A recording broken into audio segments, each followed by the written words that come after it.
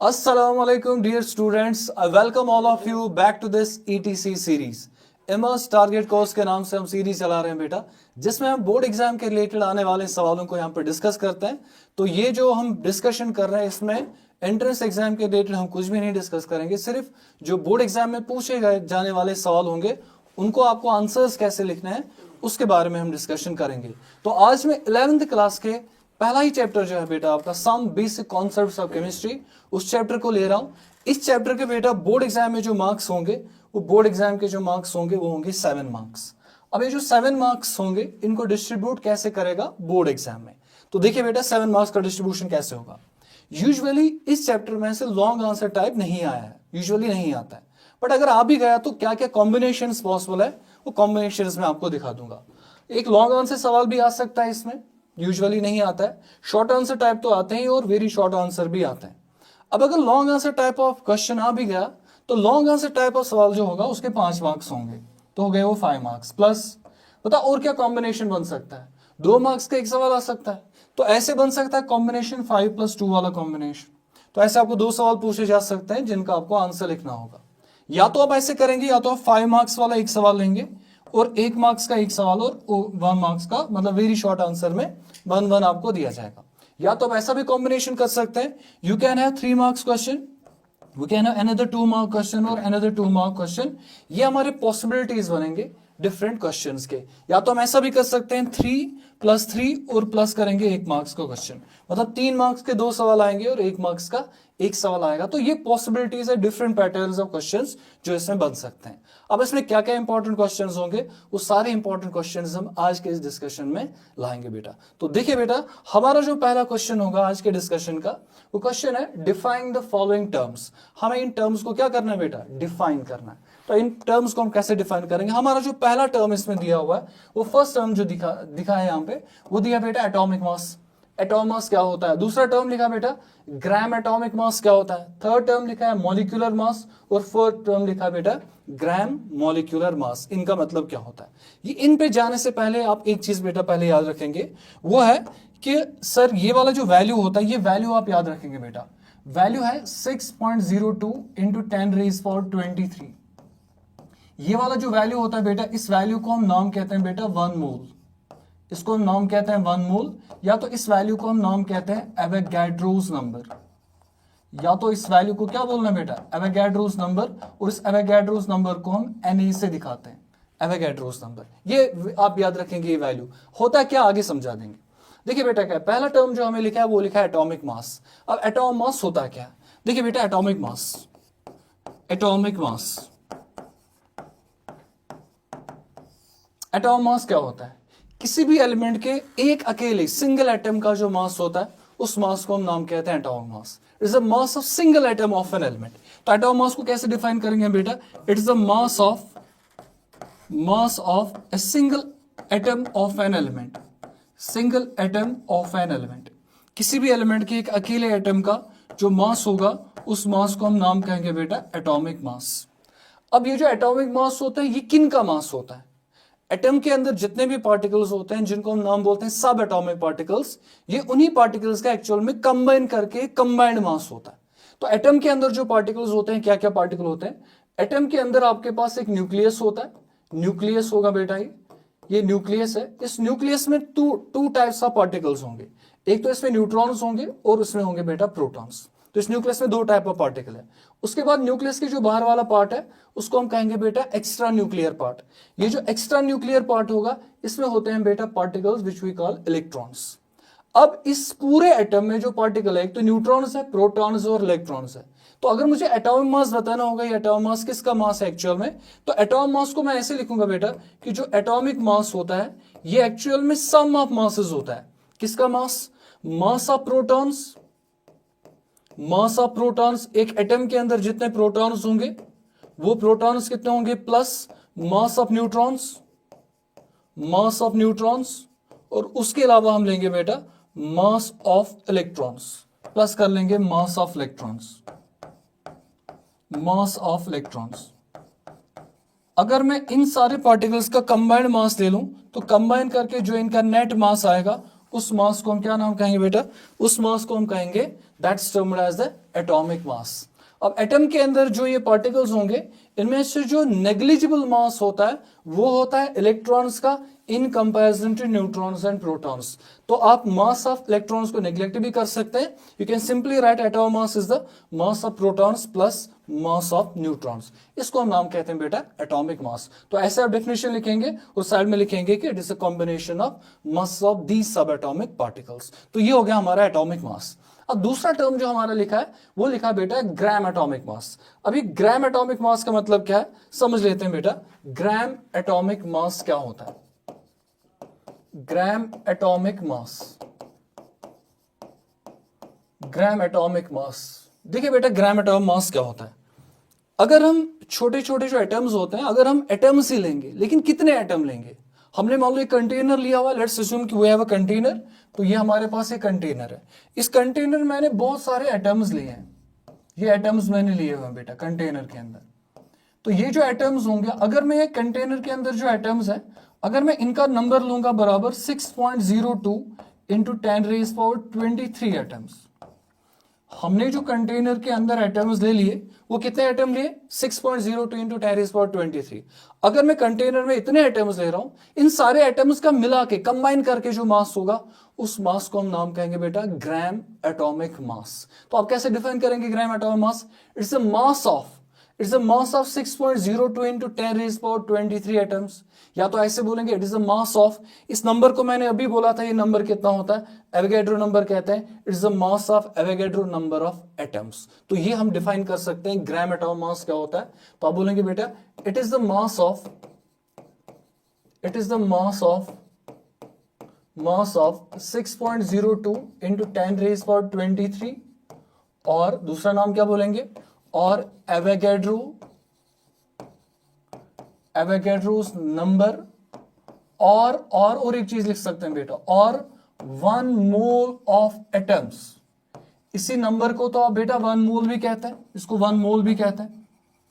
और 1 mole of atoms of an element, atoms of an element. एक element के अगर आप इतने एटम्स लेंगे, इन एटम्स का जो कंबाइन करके मास निकलेगा उस मास को हम कौन सा मास कहते हैं? That's termed as gram atomic mass. तो ग्राम एटॉमिक मास क्या है? मास ऑफ 6.02 इंटू 10⁻23 और एवोगैड्रो नंबर और 1 mole of atoms of an element. इसको हम नाम बोलेंगे बेटा ग्राम एटॉमिक मास। तो एटॉमिक मास जो खाली टर्म है वो एक ही एटम का मास होता है, वो ग्राम एटॉमिक मास होता है, मास of 1 mole of atoms of an element. इसलिए हम इस मास को और एक नाम से भी पुकारते हैं, इसको हम बोलेंगे बेटा मोलर मास भी। अब मोलर मास को क्यों कहेंगे? सर ये 1 मोल ऑफ पार्टिकल्स का मास होगा, इसलिए इस मास को क्या बोला जाएगा बेटा? Molar mass. चलिए नजर रखिए बेटा, कुछ एलिमेंट्स का आप एटॉमिक मास याद रखेंगे। जैसे हाइड्रोजन है, तो हाइड्रोजन जो है बेटा, इसका जो एटॉमिक मास होता है, एटॉमिक मास, इसका एटॉमिक मास जो लिखेंगे आप बेटा, एटॉमिक मास जो होगा दैट्स इक्वल टू 1। हाइड्रोजन का एटॉमिक मास 1 के बराबर होता है। अगर आपको हाइड्रोजन का एटॉमिक मास लिखना है, आपको लिखना है 1, या तो आप ऐसे भी लिखते हैं बेटा 1 AMU, 1 AMU लिखते हैं, या तो 1 U लिखते हैं। तो 1 AMU is the atomic mass of hydrogen. लेकिन अगर आप इसका लेंगे ना बेटा 1 AMU, याद रखना AMU जब टर्म यूज किया जाता है तब उसको रिलेटिव मास कहते हैं। तो रिलेटिव मास बनेगा which we simply call atomic mass. तो इसका अगर मैं निकालूंगा ग्राम एटॉमिक मास, ग्राम एटॉमिक मास, तो मैं ग्राम एटॉमिक मास को कैसे निकालूंगा? देखिए बेटा, क्या आपको हाइड्रोजन का एटॉमिक मास पता है विच इज 1 AMU, तो ग्राम एटॉमिक मास कैसे निकलेगा? आपको 1 ही लिखना है, 1 ही लिखना है, लेकिन यूनिट में लिख देंगे आप बेटा ग्राम। तो 1 AMU is only the mass of 1 atom of hydrogen. 1 gram is not only the mass of 1 atom of hydrogen. It is the mass of 6.02 into 10⁻23 atoms of hydrogen. Likewise याद रखेंगे बेटा, if we take element, हमने कि बेटा carbon element, carbon का भी मैं लिखूंगा उसका एटॉमिक मास कितना होता है। तो कार्बन का जो एटॉमिक मास होगा वो किसके बराबर होगा? That's equal to 12 AMU। ये तो कार्बन का एटॉमिक मास हुआ। जरा इसका निकालिए बेटा, अगर मैं इसका निकालूंगा ग्राम एटॉमिक मास, कैसे लिखेंगे ग्राम एटॉमिक मास? ग्राम एटॉमिक मास आएगा बराबर 12 ग्राम के बराबर। तो ऐसे हम लिखेंगे इसका gram atomic mass. Likewise if we take nitrogen, nitrogen लेंगे हम, इसका भी लिखूंगा मैं बेटा एटॉमिक मास। जरा बताइए इसका एटॉमिक मास कितना होता है बेटा नाइट्रोजन का? 14 AMU होगा। तो अगर 14 AMU है, इसका जो ग्राम एटॉमिक मास आएगा, ग्राम एटॉमिक मास निकलेगा बराबर 14 ग्राम। अब देखिए इन दो में डिफरेंस क्या है? 14 AMU is only the mass of 1 atom of nitrogen, but 14 gram is the mass of 1 mole of nitrogen atoms. Likewise लेंगे हम बेटा ऑक्सीजन, ऑक्सीजन का भी देखिए बेटा, उसका एटॉमिक मास जो होगा वो कितना निकलेगा, एटॉमिक मास होगा बराबर 16 AMU के, ये होगा ऑक्सीजन का एटॉमिक मास। लेकिन इसका जो ग्राम एटॉमिक मास निकलेगा, ग्राम एटॉमिक मास, वो ग्राम एटॉमिक मास निकलेगा बेटा 16 ग्राम के बराबर।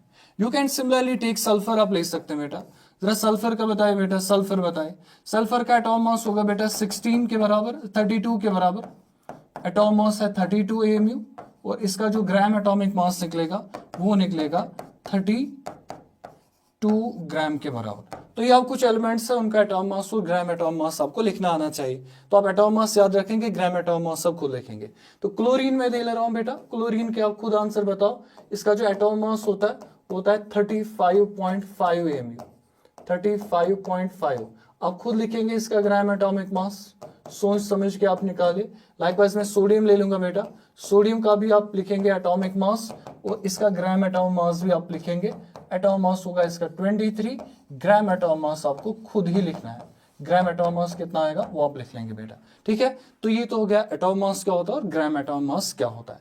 तो ये हमारा पहला जो क्वेश्चन है उसमें लिखा था कि आप एटॉम मास डिफाइन करो और ग्राम एटॉम मास को डिफाइन करो। अब उसमें और एक टर्म जो है वो लिखा है मॉलिक्यूलर मास। सर आप बेटा बताइए मॉलिक्यूल क्या होता है? जब एटम्स आपस में कंबाइन होते हैं दे फॉर्म मॉलिक्यूल्स। चाहे सेम एटम कंबाइन होंगे तो होम एटॉम मॉलिक्यूल बनेगा, डिफरेंट एटम्स आपस में कंबाइन होंगे एलिमेंट्स तो वहां पे हेटेरो एटॉम मॉलिक्यूल्स बनेंगे। तो मॉलिक्यूल तो बन रहा है ना, अब मॉलिक्यूल का कितना मास होगा, एक जब एटम्स आपस में कंबाइन होंगे मॉलिक्यूल बन रहा है, उस मॉलिक्यूल का जो मास होगा उस मॉलिक्यूल के उस मास को हम क्या नाम कहेंगे बेटा, मॉलिक्यूलर मास। तो अगर हमें अब मॉलिक्यूलर मास देखना होगा तो मॉलिक्यूलर मास हम क्या बोलेंगे, क्या होता है मॉलिक्यूलर मास? बिल्कुल सिंपल है, जैसे आपने एटॉमिक मास को आंसर दिया वैसे ही आप मॉलिक्यूलर मास का भी आंसर देंगे। तो मॉलिक्यूलर मास का डेफिनेशन कैसे लिखेंगे बेटा? It is the mass of A molecule, it is the mass of one molecule, it is the mass of one molecule, it is the mass of one molecule of A substance. किसी भी substance के एक molecule का जो मास होगा उस मास को आप क्या बोलेंगे बेटा, मॉलिक्यूलर मास। किसी भी सबस्टेंस के एक मॉलिक्यूल का मास को मॉलिक्यूलर मास कहेंगे।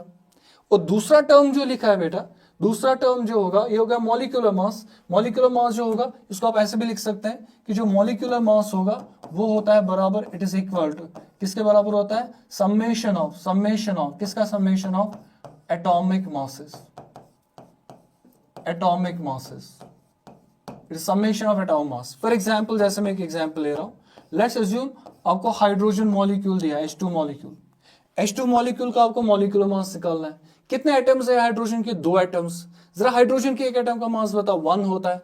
तो मैं ऐसे लिखूंगा 1 + 1 which is equal to 2 AMU क्या बनेगा बेटा, it is the molecular mass of hydrogen. अगर आपको लाइकवाइज नाइट्रोजन दिया जाएगा N2, नाइट्रोजन के एक एटम का मास कितना होता है 14 + 14, 14 + 14 कितना हो गया 28 AMU, हो गया 28 AMU। लाइकवाइज O2 आपको दिया जाएगा तो 2 ऑक्सीजन एटम है, ऑक्सीजन का मास कितना होता है बेटा 16 + 16 कितना हो गया, दैट्स इक्वल टू 32 AMU। जरा इनका मॉलिक्यूलर मास बताइए बेटा, CH4 H2 हमने लिया, H2SO4, इनका भी मॉलिक्यूलर मास सब बताइए। CH4 का कितना आएगा मॉलिक्यूलर मास और वाटर का कितना आएगा सल्फ्यूरिक एसिड का। CH4 कितना हो गया, कार्बन 12, हाइड्रोजन हो गए 4, तो 12 + 4 इज 16, तो 16 AMU is the molecular mass of methane. Water का मॉलिक्यूलर मास कितना आएगा, 2 हाइड्रोजन का मास हो गया 2, ऑक्सीजन एक एटम है 16, तो हो गया 18 AMU। जरा इनका देखिए सल्फ्यूरिक एसिड का मास, 2 हाइड्रोजन हो गए 2, SO4 का मास होता है बेटा 96, तो 96 लेंगे आप और आंसर आएगा आपका 98 AMU। तो ये बनेगा हमारा कौन सा मास, मॉलिक्यूलर मास बनेगा ये। तो आप ऐसे मॉलिक्यूलर मास निकालेंगे, it would be equal to the summation of atomic mass. अब हमें जो दूसरा टर्म इसी में पूछा है वो पूछा है बेटा ग्राम मॉलिक्यूलर मास, ग्राम मॉलिक्यूलर मास। जैसे हमने ग्राम एटॉमिक मास बोला था तो वैसे आपको बोलना है बेटा ग्राम मॉलिक्यूलर मास, ग्राम मॉलिक्यूलर मास हमें बोलना है। ग्राम मॉलिक्यूलर मास क्या होता है, ग्राम मॉलिक्यूलर मास का मतलब होता है जैसे हमने ग्राम एटॉमिक मास को एक्सप्लेन किया था वैसे ही ग्राम मॉलिक्यूलर मास भी बोलेंगे। ग्राम एटॉमिक मास का मतलब था मास of 1 mole of atoms. Molecules की जगह हम क्या टर्म यूज करेंगे, मास ऑफ 1 मोल ऑफ मॉलिक्यूल्स। तो मैं लिखूंगा इसको बेटा, it is the mass of of 6.02 into 10 raised power 23 or Avogadro's number or 1 mole of molecules। 1 mole of molecules, अगर आप इतने एटम इतने मॉलिक्यूल्स लेंगे किसी भी सबस्टेंस के, उनका आप कंबाइन करके मास ले लेंगे, उस मास को हम नाम बोलेंगे बेटा ग्राम मॉलिक्यूलर मास। तो ये चीज आप याद रखेंगे, ये होता है ग्राम मॉलिक्यूलर मास।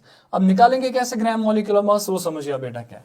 आपने लिया फॉर एग्जांपल मैंने वाटर ले लिया H2O का, यहां से मैं स्पीशी कोई ले रहा हूं, आप ध्यान से सुनिए बेटा, ये मैंने स्पीशी ले लिया वाटर।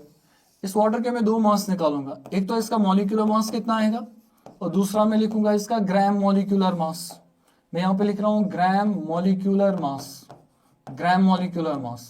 जरा बेटा देखिए, मैं कुछ कंपाउंड्स लूंगा और उन कंपाउंड्स और एलिमेंट्स को आप निकालेंगे मॉलिक्यूलर मास और ग्राम मॉलिक्यूलर मास। हमने कंपाउंड लिया वाटर का मॉलिक्यूलर मास होता है बेटा 18 AMU, ये आपने लिखा मॉलिक्यूलर मास। हमें कौन सा मास चाहिए बेटा, ग्राम मॉलिक्यूलर मास। तो ग्राम मॉलिक्यूलर मास कैसे निकालेंगे, आपको 18 AMU की जगह लिखना है बेटा 18 ग्राम। तो ग्राम molecular mass of water is 18 gram. Likewise अगर मैं लेता फॉर एग्जांपल सल्फर डाइऑक्साइड या अमोनिया ले लेंगे, हम अभी आसान लेंगे बेटा NH3।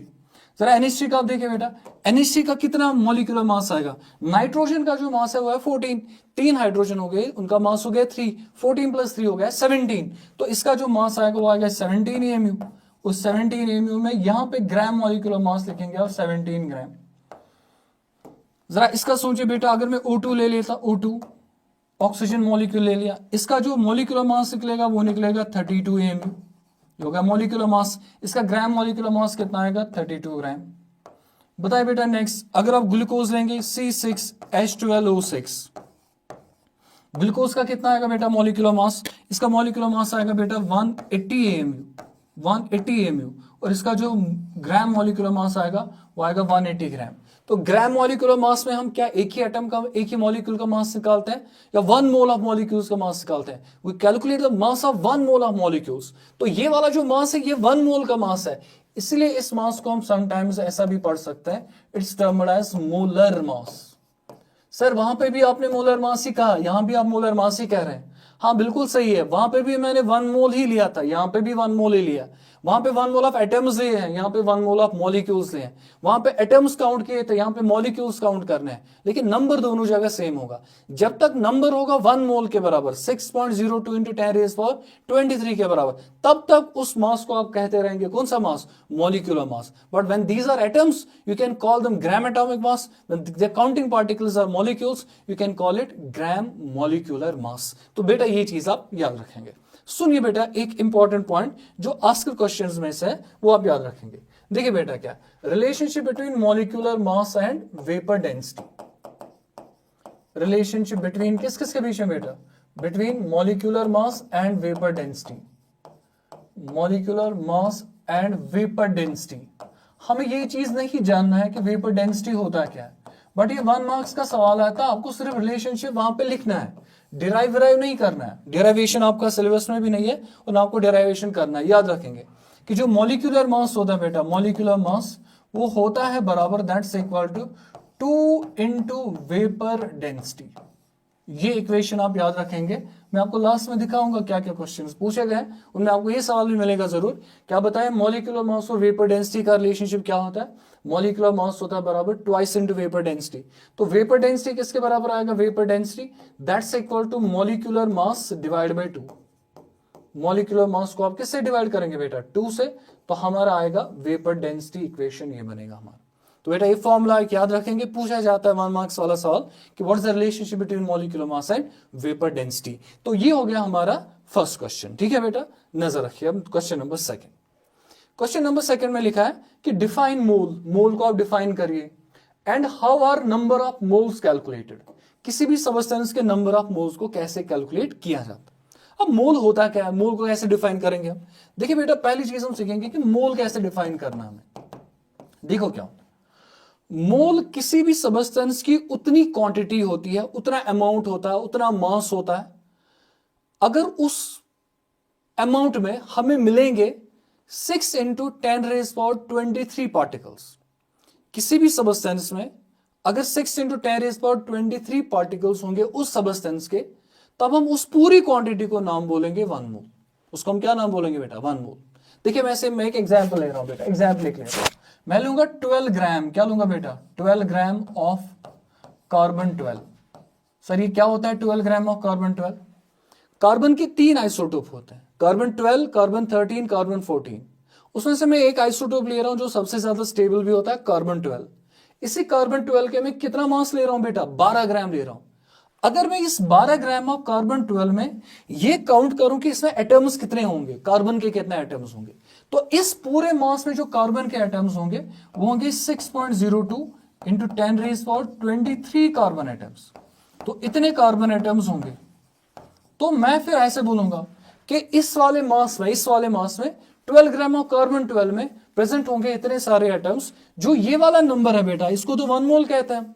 तो इसलिए मैं ऐसे बोलूंगा कि कार्बन के जो 12 ग्राम होते हैं वो 1 मोल के बराबर होते हैं। तो it is 1 mole of carbon. बात समझ में आई बेटा। लाइकवाइज अगर मैं लेता 18 ग्राम ऑफ वाटर, अगर मैं लूंगा 18 ग्राम ऑफ वाटर, अगर मैं लूंगा बेटा 18 gram of water, 18 gram of water, water के मैंने 18 ग्राम लिए। सर यहां पे क्या मिलेगा, वाटर तो एटम्स का नहीं बना, मॉलिक्यूल्स का बना है। तो अगर मैं 18 ग्राम ऑफ वाटर ले लूंगा तो हमें क्या मिलेगा, यहां से हमें मिलेगा 6.02 इंटू 10⁻23 कार्बन एटम्स नहीं, वाटर मॉलिक्यूल्स मिलेंगे, वाटर मॉलिक्यूल्स मिलेंगे बेटा इसमें। तो ये जो मास बनेगा 18 ग्राम ऑफ वाटर, इस 18 ग्राम ऑफ वाटर को मैं बोलूंगा it is 1 mole of water. तो मैं मोल कैसे डिफाइन करूंगा, it is that quantity of a substance which contains 6.02 into 10⁻23 particles of that substance, उसको मैं नाम बोलूंगा 1 मोल। या आप ऐसे भी बोल सकते हैं, जो 1 मोल होता है, 1 mole is that quantity of a substance which contains same number of carbon atoms, same number of carbon atoms, जितने प्रेजेंट होंगे बेटा, नंबर ऑफ पार्टिकल्स जितने किससे प्रेजेंट है, 12 gram of carbon. 12 gram of carbon में जितने पार्टिकल प्रेजेंट होंगे, जिस सब्सटेंस के भी जिस मास में उतने ही पार्टिकल होंगे, उसको हम नाम कहेंगे 1 मोल। तो 1 मोल को डिफाइन कैसे करेंगे बेटा, मोल क्या होता है, it is that quantity of a substance, it is that quantity of a substance, that quantity of a substance, किसी भी सब्सटेंस की उतनी quantity which contains 6.02 into 10⁻23 particles of that substance, particles of that substance, particles of that substance। उसी को हम क्या नाम कहेंगे, उसको हम बोलेंगे बेटा 1 मोल। 1 मोल या सिंपल में उसको मोल कहते हैं। तो अगर आप 1 मोल बताएंगे किसके बराबर होगा, 6.02 इंटू 10⁻23 पार्टिकल्स। हाँ, पार्टिकल क्या हो सकता है, सर यहाँ तो कार्बन एटम्स का बना है तो पार्टिकल एटम है, ये वाटर जो है मॉलिक्यूल्स का बना है, तो जो आपके पास पार्टिकल है वो मॉलिक्यूल्स होंगे। ठीक है बेटा, तो ऐसे आप मोल डिफाइन करेंगे। अब उसके बाद क्या है, how are number of moles calculated, number of moles का कैलकुलेशन कैसे करना है। तो मोल का कैलकुलेशन कैसे करना है, उसके लिए आप बेटा 3 फॉर्मूला याद रखेंगे। नंबर ऑफ मोल्स जो होंगे उसको हम n से दिखाते हैं, नंबर ऑफ मोल्स को n से दिखाते हैं, n is number of mole. Number of mole किसके बराबर आएगा, आप याद रखेंगे फॉर्मूला, मास इन ग्राम, मास इन ग्राम डिवाइड करना होता है बेटा मोलर मास, मास इन ग्राम डिवाइड करना है कौन सा मास, मोलर मास। मास इन ग्राम को W से दिखाएंगे और मोलर मास को हम कैपिटल M से दिखाते हैं। बिल्कुल सिंपल सा एक फॉर्मूला बनेगा। फॉर्मूला क्या बनेगा कि जो n होता है वो होता है बराबर W डिवाइड बाय M के बराबर। तो नंबर ऑफ मोल्स आप ऐसे निकाल सकते हैं, W बाय M फॉर्मूला से आप निकाल सकते हैं, ऐसे आप निकाल सकते हैं नंबर ऑफ मोल्स। दूसरा तरीका है, अभी हमने मास यूज किया, मास इन ग्राम। दूसरा तरीका है बेटा number of particles, number of particles कितने होंगे। अगर हमें मास नहीं दिया होगा, नंबर ऑफ पार्टिकल्स, उसको हम n से लिखते हैं, डिवाइड करते हैं बेटा एवोगैड्रोस नंबर। एवोगैड्रोस नंबर किसके बराबर होता है, Na के बराबर। तो हम ऐसे लिखेंगे बेटा, we write n is equal to n किसके बराबर आएगा, number of particles n divide करेंगे एवोगैड्रोस नंबर। ये दूसरा फॉर्मूला बनेगा। तीसरा फॉर्मूला एन ऐसे भी निकाल सकते हैं, वॉल्यूम ऑफ गैस, गैस के लिए सिर्फ volume of gas at STP, STP condition पे गैस का कितना वॉल्यूम होगा, डिवाइड करेंगे बेटा 22.4 volume of gas at STP, volume of gas at STP in litres, लेकिन यहां पे मैं लिख रहा हूं बेटा इन लीटर्स, और डिवाइड कितना करेंगे 22.4। तो हमारा जो आंसर बनेगा वो ऐसे बनेगा, number of moles is equal to volume किस में होना चाहिए, लीटर्स में, और डिवाइड करना है 22.4। तो ये हमारे 3 फॉर्मूला बनेंगे। जरा बेटा इस फॉर्मूला पे आप ध्यान दे दो, ये जो पहला फॉर्मूला लिखा है n is equal to W by M, जरा इसमें देखिए कितने टर्म्स है, 3 टर्म्स है। एक तो छोटा n है which is number of moles, w है कितना होगा मास इन ग्राम, और डिवाइड क्या है मोलर मास। इसमें 3 टर्म्स है, अगर मुझे 3 में से 2 पता होंगे, लेट्स अज्यूम मुझे w बाई m पता है, अगर आपको w बाई m पता है आप n निकाल सकते हैं, अगर आपको W और N पता आप M निकाल सकते हैं, अगर आपको M और N पता है आप W निकाल सकते हैं। मतलब इन 3 में से अगर 2 वैल्यूज पता होंगे एक निकल आएगा। और ये कैपिटल M जो है ना मोलर मास, ये हमने अभी सीखा मोलर मास क्या होता है, मास ऑफ 1 मोल, वो तो हमें फॉर्मूला से सीधे पता चलेगा।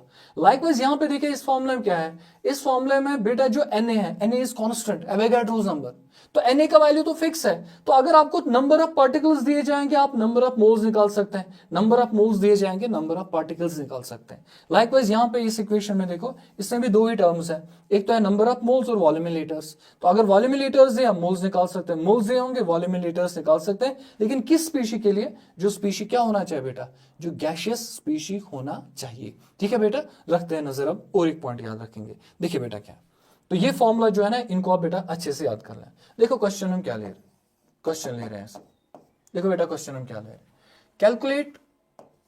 Calculate the number of moles, calculate the number of moles present in 11 gram of carbon dioxide gas, 11 gram of carbon dioxide gas। Carbon dioxide gas के हमें 11 ग्राम्स दिए हैं और हमें इसमें बोला गया बेटा कि नंबर ऑफ मोल्स निकाल के दे दो।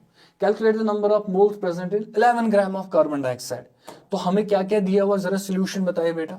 हमें ग्राम दिए ना, तो अगर ग्राम दिए होंगे तो ग्राम से आप मोल्स कैसे निकालेंगे, ग्राम डब्ल्यू मीन्स कितना मास दिया, तो डब्ल्यू दिया ग्राम्स में, तो मोलर मास आप डिवाइड करेंगे नंबर ऑफ मोल्स आएगा। तो मैं ऐसे लिखूंगा बेटा कि नंबर ऑफ मोल्स कैसे आएगा, number of moles is equal अगर है डब्ल्यू डिवाइड बाय एम। जरा बेटा आप बताइए डब्ल्यू किसके बराबर है, डब्ल्यू इज द मास इन ग्राम, कितना दिया हमें मास इन ग्राम 11 ग्राम, तो मैं यहाँ पे लिखूंगा बेटा 11 डिवाइड बाय कार्बन डाइऑक्साइड का हमें क्या निकालना बेटा, मोलर मास। जरा कार्बन डाइऑक्साइड का मोलर मास निकालें बेटा, CO2 का मोलर मास निकालें। कार्बन कितना है इसमें, एक एटम, कार्बन एक एटम का मास हो गया 12, ऑक्सीजन के 2 एटम्स है वो हो गया बेटा 16 16 32, तो कितना आएगा आंसर 44, तो ये आएगा 44, तो यहाँ पे आएगा बेटा 44, तो 11 by 44 जो आएगा दैट्स इक्वल टू 1/4, और 1/4 कितना होता है 0.25 मोल, 0.25 मोल। तो ये चीज आप बेटा याद रखेंगे, ऐसे आपको निकालने हैं नंबर ऑफ मोल्स। ठीक है बेटा, चलिए देखते हैं इसी में और क्या चीजें आ सकते हैं। देखो बेटा क्या, अगर हमें कार्बन डाइऑक्साइड ये दिया होगा, कार्बन डाइऑक्साइड हमें दिया है बेटा, carbon dioxide CO2 carbon dioxide दिया, जरा मुझे बता बेटा कार्बन डाइऑक्साइड में क्या क्या प्रेजेंट है, कार्बन डाइऑक्साइड में क्या क्या प्रेजेंट है। सर इसमें कार्बन प्रेजेंट है, कार्बन का एक एटम प्रेजेंट है, कार्बन डाइऑक्साइड के एक मॉलिक्यूल में एक कार्बन एटम प्रेजेंट है, कार्बन डाइऑक्साइड के एक मॉलिक्यूल में और क्या प्रेजेंट है बेटा, ऑक्सीजन के 2 एटम्स है, 2 atoms of oxygen, 2 atoms of oxygen, 2 atoms present है किसके बेटा, ऑक्सीजन के। तो अगर मैं ऐसा करूंगा बेटा, इफ आई टेक 1 मॉलिक्यूल, अगर मैं कार्बन डाइऑक्साइड का 1 मॉलिक्यूल लूंगा, 1 मॉलिक्यूल लूंगा, मुझे मिलेगा 1 एटम ऑफ कार्बन, मुझे मिलेंगे 2 एटम्स ऑफ ऑक्सीजन। तो अगर मैं इसका 1 मोल लूंगा, 1 मोल, मान लो बेटा मैंने लिया 1 मोल ऑफ कार्बन डाइऑक्साइड, मैंने कार्बन डाइऑक्साइड गैस लिया और उसका कितना लिया 1 मोल। अब बता इसके 1 मोल से कितने कार्बन एटम्स होंगे, कार्बन डाइऑक्साइड के 1 मोल में कार्बन के एटम्स कितने होंगे। देखो इसका कोएफिशिएंट 1 है, इसका भी कोएफिशिएंट कितना है 1, तो आप यहाँ पे लिखेंगे बेटा कि वो होंगे 1 मोल। जरा आप बताए बेटा 1 मोल ऑफ कार्बन एटम्स, बता ऑक्सीजन एटम्स कितने होंगे, सर ये होंगे 2 mole of oxygen atoms, 2 mole of oxygen atoms. अगर आपको दिया जाएगा यहाँ पे 2 मोल, अगर आपको ये दिया होगा कार्बन डाइऑक्साइड के 2 मोल, जरा कार्बन डाइऑक्साइड के 2 मोल में आप बता बेटा क्या क्या होगा, 2 मोल ऑफ कार्बन डाइऑक्साइड में क्या होगा, कार्बन डाइऑक्साइड के 2 मोल में कार्बन के कितने मोल होंगे बेटा 2 मोल होंगे, अगर ये 2 मोल होंगे, कार्बन के होंगे, कार्बन एटम्स होंगे 2 मोल, ऑक्सीजन एटम्स भी कितने होंगे, ऑक्सीजन एटम्स भी होंगे बेटा। अब देखिए वहां से 2 है, जब ये 1 मोल था ये 2 था, जब ये 1 मोल था कार्बन डाइऑक्साइड तो ऑक्सीजन एटम थे 2 मोल। अभी आपने डबल किया, 1 से 2 किया, डबल किया, तो ये भी 2 से डबल होगा, ये बनेगा बेटा 4 mole of oxygen atom, 4 mole of oxygen atom. तो अगर आपको ये पूछा जाएगा कि बताओ कार्बन डाइऑक्साइड के 1 मोल में कितने कार्बन के एटम है, कितने ऑक्सीजन के एटम्स है, तो आपको ये आना ही चाहिए। आइए आपको बेटा बात समझ, तो कार्बन के 1 मोल एटम है और ऑक्सीजन एटम्स के 2 मोल होंगे। लाइकवाइज अगर आपको ये 5 मोल दिए होते हैं, 5 मोल, अगर आपको कार्बन डाइऑक्साइड के 5 मोल दिए होते हैं, आपको पूछा गया होता है बताओ कार्बन के कितने मोल्स है, क्या 5 मोल नहीं लिखते हैं? अब तो 5 मोल ही लिखते हैं सर। ऑक्सीजन लेकिन डबल मिलेगा, अगर कार्बन एक ही मॉलिक्यूल होगा तो 2 एटम मिलेंगे, किसके, ऑक्सीजन के, तो यहां पे आएगा बेटा 10 मोल। तो आई होप ये बात आपको समझ में आ ही गई होगी। अब नजर रखिए, मैं यही वे वाला एक फॉर्मूला दिखाऊंगा बेटा, लेकिन दिखाएंगे ग्लूकोज पे। हम ग्लूकोज पे फॉर्मूला यही अप्लाई करेंगे और आप उसका आंसर बताएंगे। बेटा देखिए आप, मैं ग्लूकोज ले लूंगा, ग्लूकोज का फॉर्मूला क्या है, C6H12O6, C6H12O6 हमने लिया, ये ग्लूकोज का फॉर्मूला है। पता बेटा किसका बना है, 6 मोल ऑफ कार्बन, हाँ 12 mole of hydrogen plus 6 mole of oxygen, ये ऑक्सीजन ये 60 नहीं है, 6 मोल ऑफ ऑक्सीजन। जरा बेटा यहां सोचिए, अगर मैं इसका 1 मोल लूंगा, 1 मोल मैंने लिया, बताओ कार्बन कितना मिलेगा, 6 मोल, कार्बन के एटम्स 6 मोल, हाइड्रोजन के एटम्स 12 मोल, ऑक्सीजन के एटम्स 6 मोल। जरा इसका सोचिए, अगर मैं 1 मोल नहीं लेता, ये लेता मैं हाफ मोल, आधा ही मोल लेता, अगर आपने यहां से क्वांटिटी ही हाफ कर दी, वहां से एटम भी हाफ हो जाएंगे। तो अगर ये हाफ मोल हो गया, जरा ये बताओ कार्बन के कितने मोल्स होंगे बेटा, 3 मोल होंगे यहाँ पे। जरा इसके मोल्स बताए कितने होंगे, इसके मोल होंगे 6 मोल। जरा आप बताइए बेटा ऑक्सीजन के कितने मोल होंगे, एटम्स, ऑक्सीजन एटम्स के जो मोल्स होंगे वो होंगे 3 मोल के बराबर। आई बेटा बात समझ आपको, यहां तक कोई मसला तो नहीं है ना, इजी है। जरा इसका आंसर सोचिए बेटा, अगर मैं मीथेन लूंगा, CH4 मैंने मीथेन ले लिया, अगर मैं आपको CH4 का दे दूंगा बेटा 1 मोल, मैंने इसका आपको 1 मोल दे दिया, 1 मोल ऑफ मीथेन। अगर मैं आपको पूछूंगा कि बताओ मीथेन के 1 मोल में क्या क्या प्रेजेंट है, 1 मोल ऑफ मीथेन में आप बताओ क्या क्या प्रेजेंट है, क्या इसमें कार्बन एटम है, आपको वो बताना आंसर। सर इसमें कार्बन एटम है, आपको बताने कितने हैं कार्बन एटम, आपको बताने इसमें हाइड्रोजन एटम्स है तो कितने हैं हाइड्रोजन एटम्स। और उसके अलावा एटम्स के अलावा अगर आपको पूछा जाएगा कि बताओ इसमें कितने होंगे H2 molecules, H2 molecules, H2 molecules कितने होंगे, तो देखो आंसर कैसे करेंगे हम बेटा, इजी है, बिल्कुल सिंपल है। बताओ मीथेन के कितने मोल आपको दिए, 1 मोल, अगर ये 1 मोल दिया, जरा आप देखो कार्बन कितनी बार है, एक ही बार है, तो 1 into 1, इसको इसके साथ मल्टीप्लाई कर लो, यहाँ 1 into 1, 1 into 1 कितना होगा 1, तो ये बनेगा बेटा 1 मोल।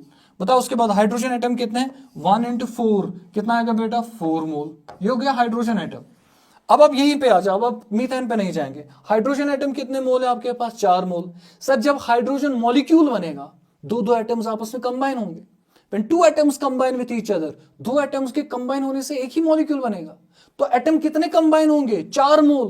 क्या आपको मॉलिक्यूल भी 4 मोल मिलेंगे या 4 का हाफ मिलेगा, तो हमें कितने मोल मिलेंगे, हाइड्रोजन मॉलिक्यूल्स मिलेंगे। एटम कितने हैं बेटा, 4 मोल। डिवाइड किससे करेंगे, 2 से। 2 से क्यों डिवाइड करेंगे, क्योंकि दो एटम कंबाइन हो रहे हो, 2 एटम्स को एक ही मॉलिक्यूल बनेगा, तो 4/2 वो कितना हो गया, दैट्स इक्वल टू 2 मोल। तो बेटा ये चीज आप ध्यान में रखना, तो ऐसे भी आपको सवाल पूछे जा सकते हैं, ठीक है। तो ये हो गया बेटा।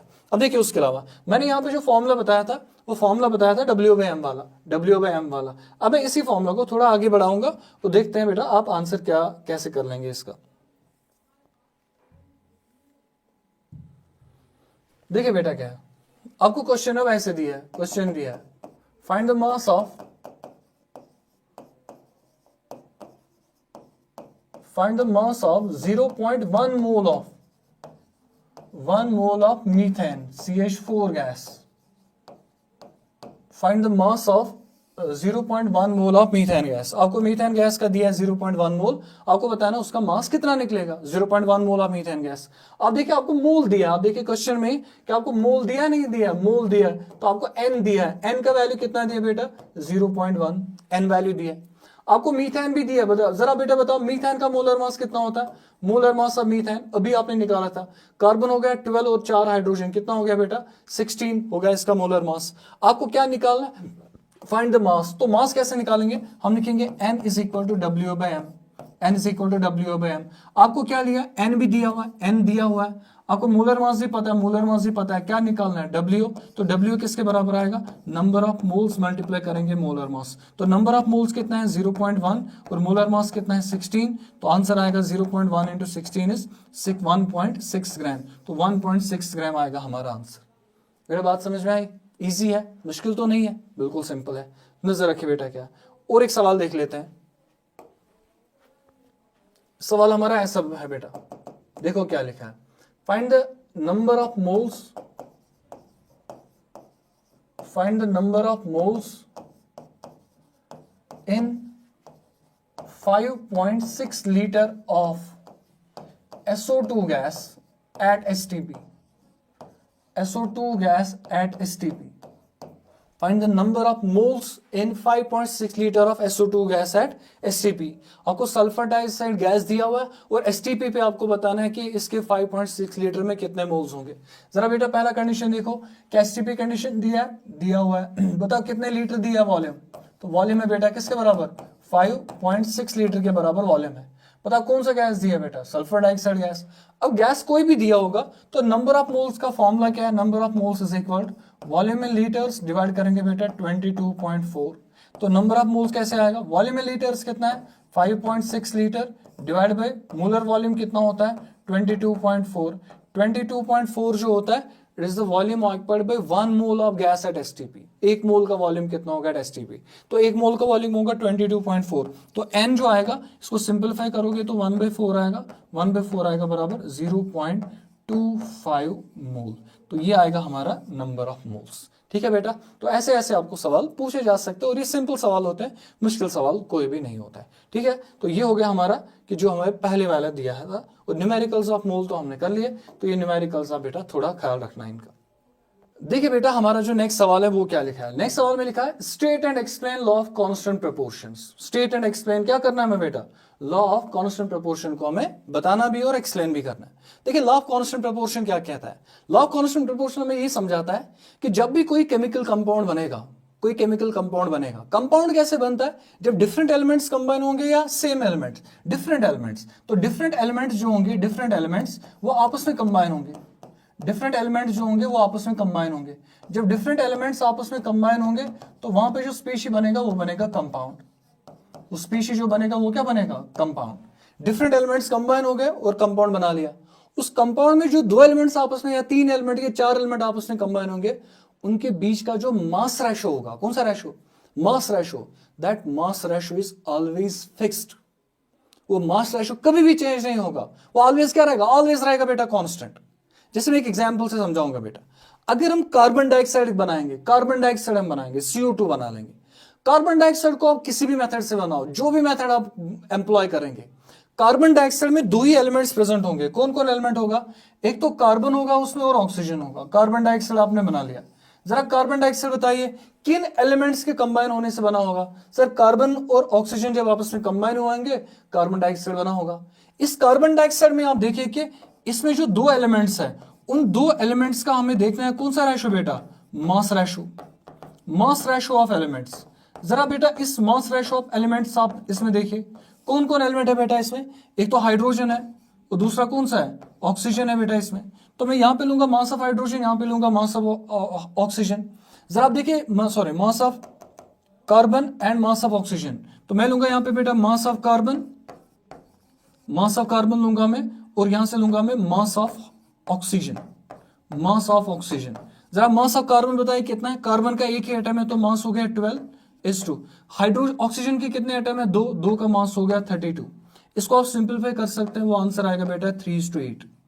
तो कार्बन डाइऑक्साइड में जो दो एलिमेंट्स आपस में कंबाइन होते हैं वो है कार्बन एंड ऑक्सीजन, उनका जो मास रेशो होगा वो ऑलवेज फिक्स्ड होगा 3:8 रेशो। कभी भी वो मास रेशो चेंज नहीं होगा, दैट्स ऑलवेज फिक्स्ड। चाहे आप कार्बन डाइऑक्साइड को किस मेथड से बनाओ, किस प्लेस पे बनाओ, किस टाइम पे बनाओ, irrespective of time, irrespective of the method, irrespective of the place, इसका जो मास रेशो होगा वो ऑलवेज क्या रहेगा बेटा, वो ऑलवेज रहेगा फिक्स्ड मास रेशो। तो इसको हम कैसे स्टेट करेंगे, ये क्या कहता है, तो पहले हम वो समझेंगे। क्या लिखेंगे बेटा, in a pure chemical compound it states, क्या बोलता है बेटा, in a pure chemical compound in a pure chemical compound the elements are the constituent elements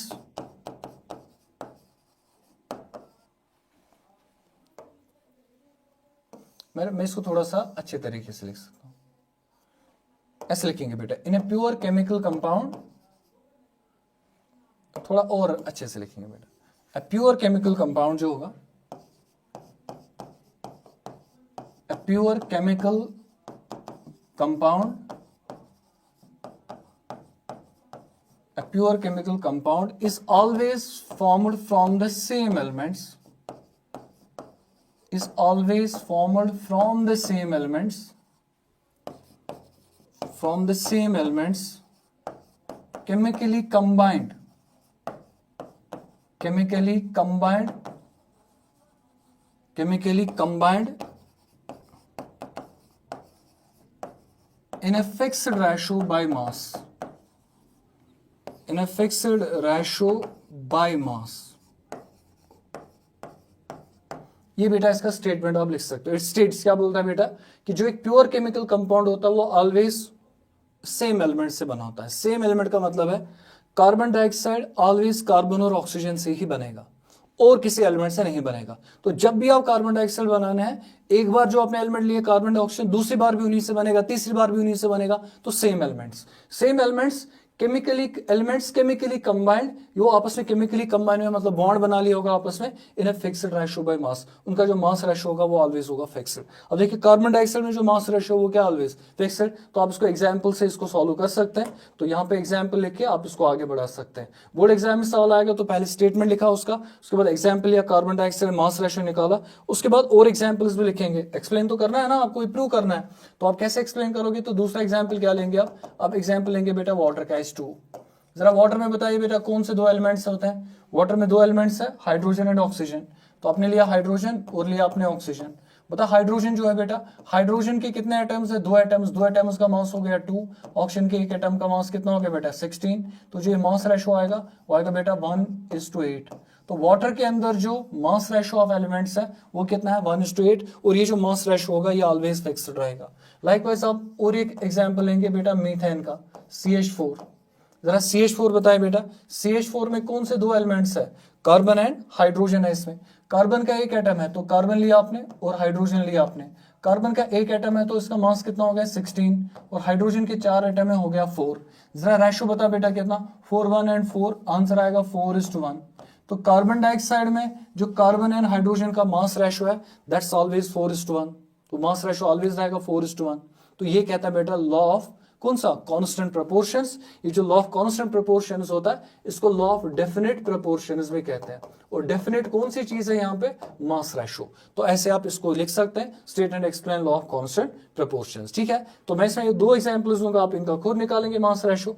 एक तो आप निकालेंगे बेटा, एग्जाम्पल दूंगा मैं, एग्जाम्पल लेंगे बेटा, एग्जाम्पल लिखेंगे आप एसिटिक एसिड CH3COH, इसका भी आप मास रेशो निकालेंगे। और एक एग्जाम्पल मैं ले रहा हूँ बेटा इसमें, और एक एग्जाम्पल लेंगे बेटा इथेनॉल C2H5OH। इनमें कितने एलिमेंट्स हैं, या इनमें से एक एलिमेंट में दिखाई दूंगा। तो देखिए बेटा क्या है, जरा इसमें देखिए CH3COH में कितने एलिमेंट है, इसमें 3 एलिमेंट है। एक तो कार्बन है इसमें, दूसरा इसमें हाइड्रोजन है, और तीसरा इसमें ऑक्सीजन है। जरा कार्बन देखिए बेटा कितने एटम है, 2 एटम, कार्बन एंड कार्बन। एक का मास हो गया 12, दो का मास हो गया 24:2। देखो उसके बाद क्या, हाइड्रोजन कितने हैं, 3 हाइड्रोजन और एक 4, तो हो गया मास 4। ऑक्सीजन कितने एटम है, 2 एटम है, 2 एटम का मास कितना हो गया बेटा, जल्दी जल्दी बताओ, 16 16 32। तो ये हो गया मास। क्या मैं इनको 8 से डिवाइड कर, ये 4 से डिवाइड कर सकता हूँ, लिख सकते हैं। तो मैं लिखूंगा 8:1:2।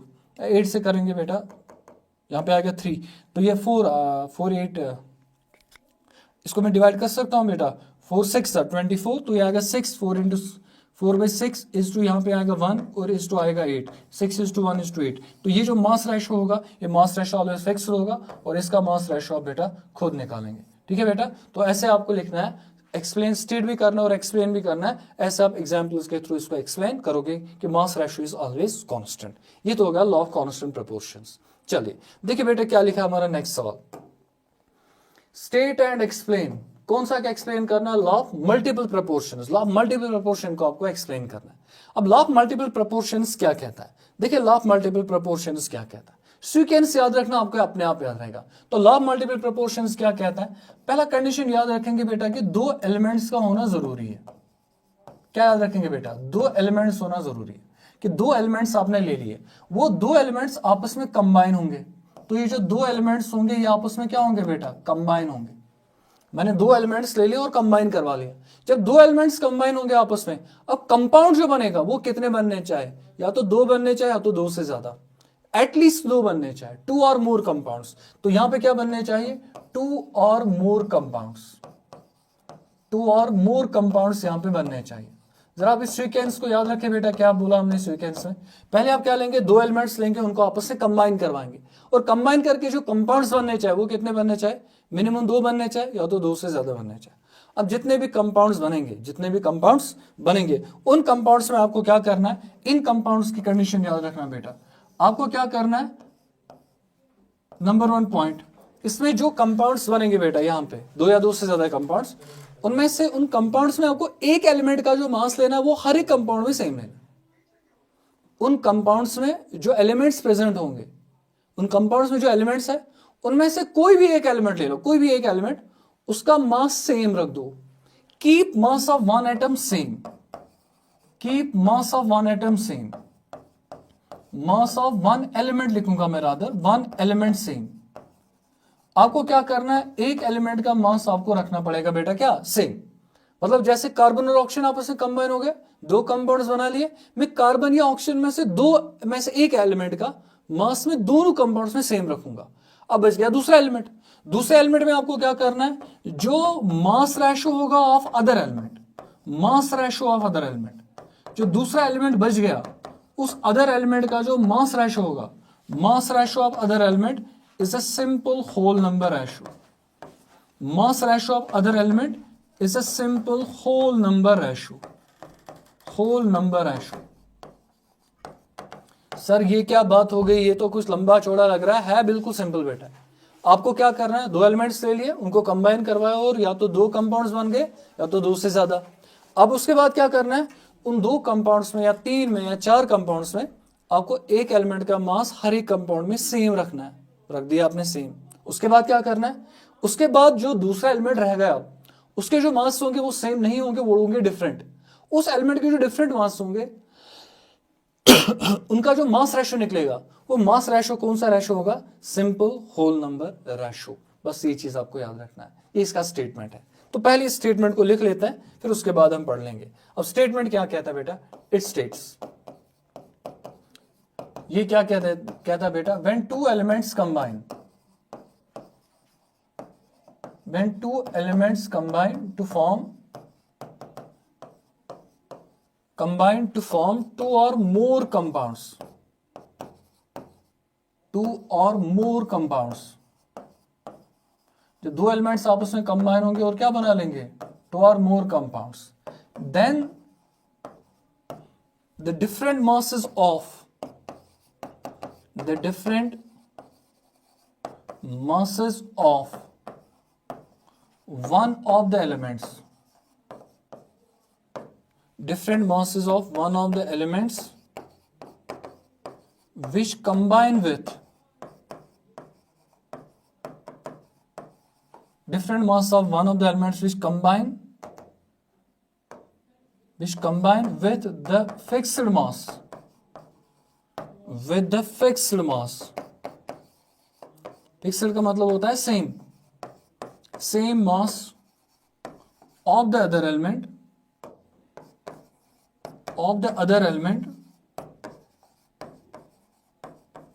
bear a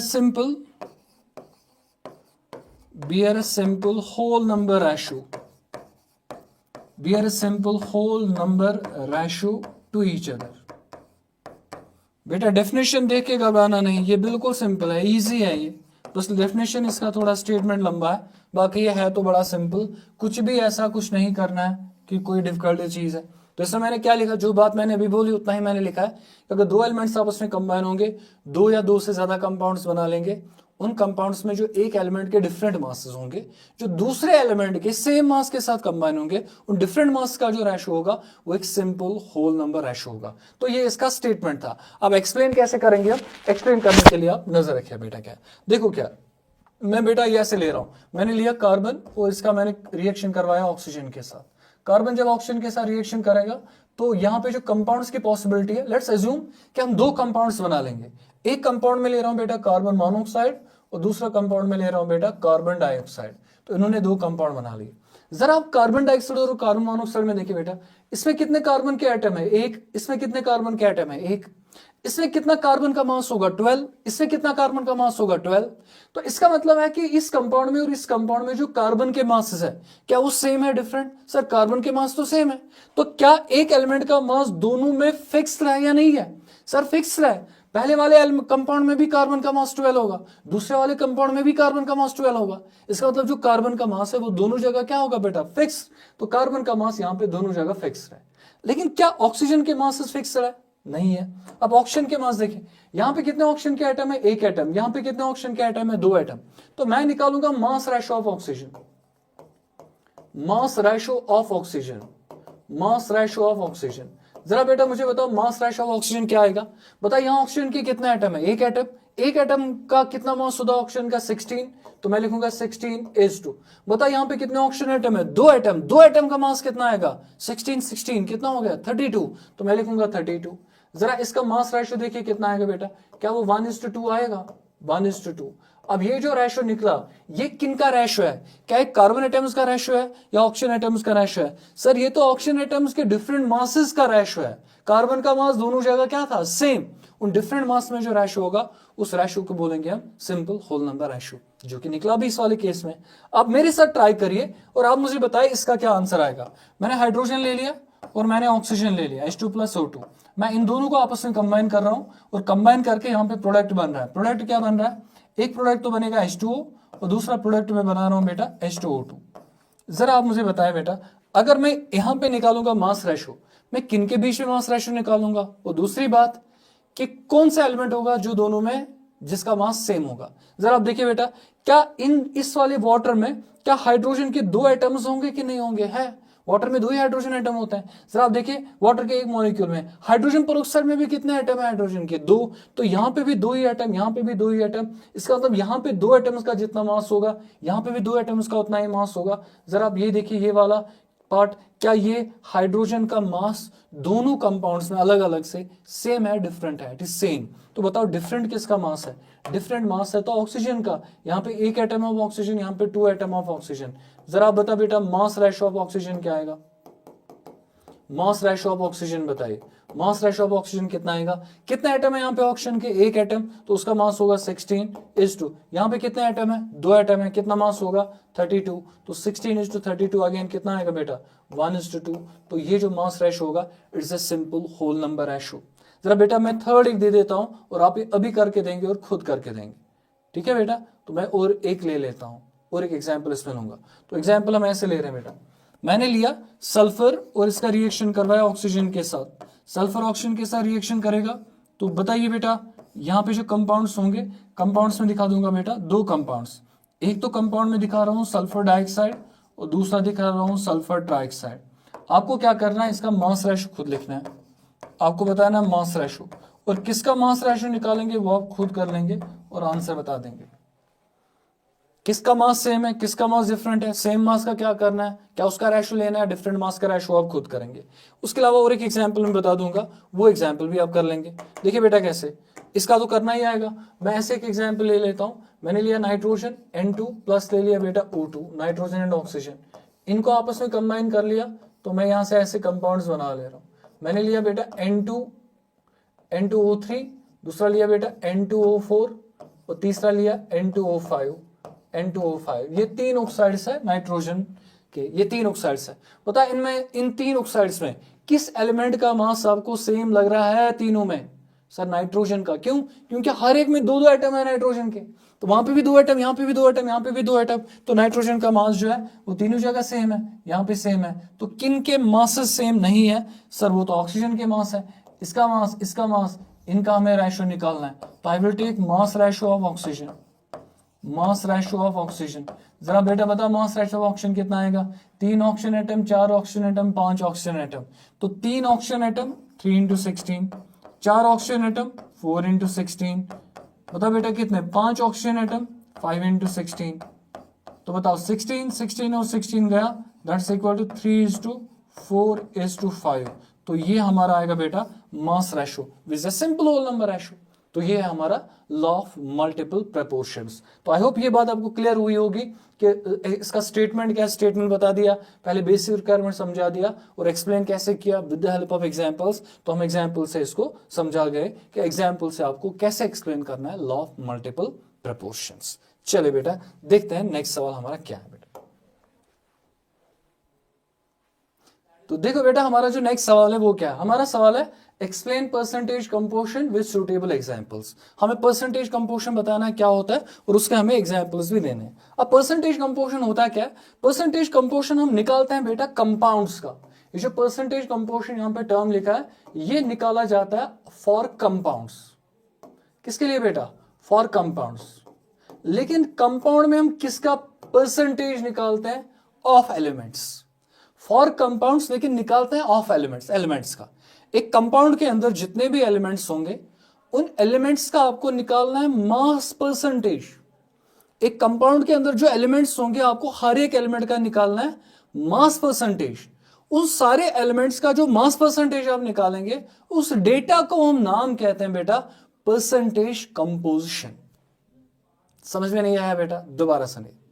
एक कंपाउंड के अंदर जो एलिमेंट्स होंगे उन सारे एलिमेंट्स का आपको मास परसेंटेज निकालना है। जैसे आप मार्क्स निकालते हैं ना, कितने आए, कितने में से आए इनटू 100, वैसे आपको मास का करना है।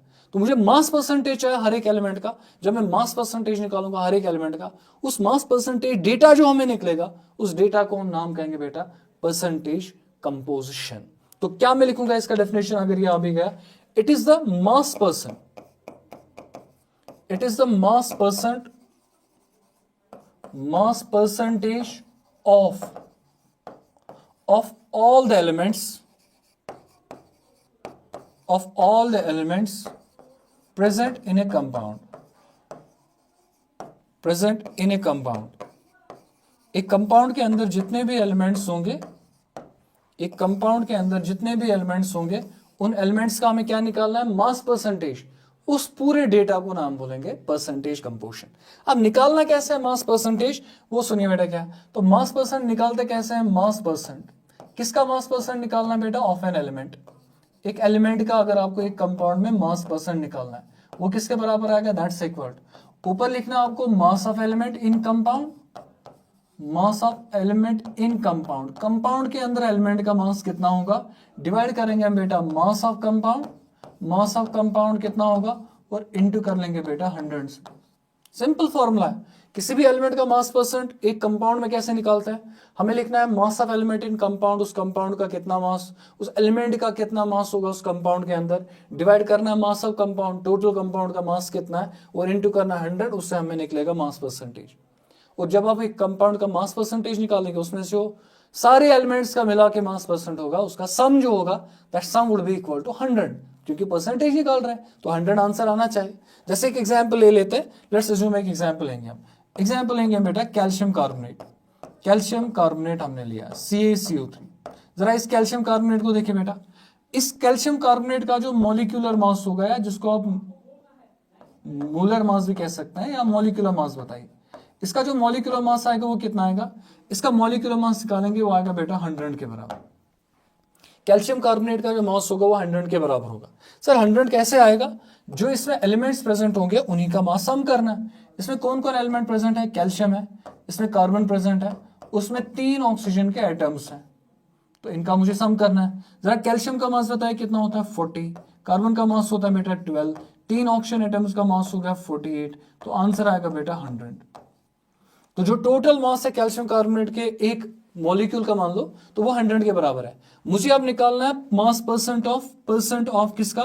Percent of calcium, mass percent of calcium. बताओ कैसे निकालेंगे मास percent of calcium? Mass of calcium in compound. Calcium का मास कितना है? 40, तो I will right 40 divide by 100, into भी करूंगा 100, तो आंसर आएगा 40%। तो 40% आ गया कैल्शियम का परसेंटेज। मैं निकालूंगा मास परसेंट ऑफ किसका बेटा, कार्बन का। कार्बन का मास परसेंट कितना आएगा, आई विल राइट कार्बन का मास कितना है 12, 12/100 इंटू 100, क्योंकि टोटल मास 100 है, इंटू करेंगे 100, वो आएगा बेटा 12%। लाइकवाइज अगर आप निकालेंगे percentage of hydrogen, percentage of oxygen, तो परसेंटेज ऑफ ऑक्सीजन कितना आएगा, 48 है ऑक्सीजन आउट ऑफ 100, इंटू करेंगे 100, दैट्स इक्वल टू 48%। तो कैल्शियम कार्बोनेट का जो परसेंटेज कंपोजिशन है वो ये है कि उसमें कैल्शियम जो है 40% है, कार्बन है 12% और ऑक्सीजन कितना परसेंट है, 48%। Let's explain with some other example.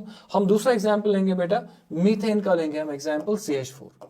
जरा मीथेन का मास सब बता बेटा, इसमें क्या है, कार्बन का एक एटम है और 4 एटम है हाइड्रोजन का। मतलब कार्बन के एक एटम का मास कितना है 12 और 4 हाइड्रोजन का मास कितना है 4, तो वो हो गया बेटा 16। ये इसका मॉलिक्यूलर मास। अब मुझे क्या निकालना है इसमें, मास परसेंट ऑफ किसका, मास परसेंट ऑफ कार्बन। कार्बन का मास परसेंट कितना होगा, कार्बन कितना मास है बेटा, कार्बन का कितना मास है 12, तो 12 है, कितने में से टोटल मास हुआ है 16, इंटू कितना कर लेंगे बेटा 100, तो वो कितना आएगा बेटा 12 by 16 is 3/4 into 100, 3/4 into 100 आएगा 75%। तो मीथेन के अंदर जो कार्बन का मास परसेंट है वो है 75%। तो बताओ मास परसेंट ऑफ हाइड्रोजन कितना होगा। सर ये तो इजी है, हाइड्रोजन तो 4 है और कितने में से है 16 में से, इंटू करेंगे 100, सर वो आएगा 1/4 into 100 which is equal to how much percent, वो आएगा 25%। तो ये बनेगा हमारा कौन सा बेटा, मास percent of oxygen, mass percent of carbon and mass percent of hydrogen, किस कंपाउंड में, CH4 में। तो ये याद रखेंगे बेटा, परसेंटेज कंपोजिशन ये होता है। तो मैंने आपको ये बता दिया कि परसेंटेज कंपोजिशन क्या होता है और उसको थोड़ा एक्सप्लेनेशन हमने दिया एग्जाम्पल समझा के कि मास परसेंटेज का मतलब क्या होता है। ठीक है बेटा, तो ये हो गया बेटा परसेंटेज कंपोजिशन। चलिए सुनिए क्या लिखा बेटा, सबसे इंपॉर्टेंट चीज, डिफाइन कौन सा फॉर्मूला, मॉलिक्यूलर फॉर्मूला और एम्पेरिकल फॉर्मूला। आपको डिफाइन करना है मॉलिक्यूलर फॉर्मूला क्या होता है, फिर एम्पेरिकल फॉर्मूला आपको बताना है, और आपको लास्ट में पूछा है कि गिव दियर रिलेशनशिप, इनका आपस में क्या रिलेशनशिप है। तो पहली चीज हम समझेंगे मॉलिक्यूलर फॉर्मूला क्या होता है। नजर रखो बेटा, क्या मॉलिक्यूलर फॉर्मूला किसको बोलते हैं, मॉलिक्यूलर फॉर्मूला क्या होता है।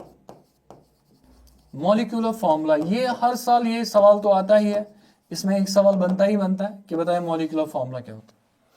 एक ऐसा फॉर्मूला किसी कंपाउंड का जो आपको दिखाएगा exact number of all the atoms present in one molecule.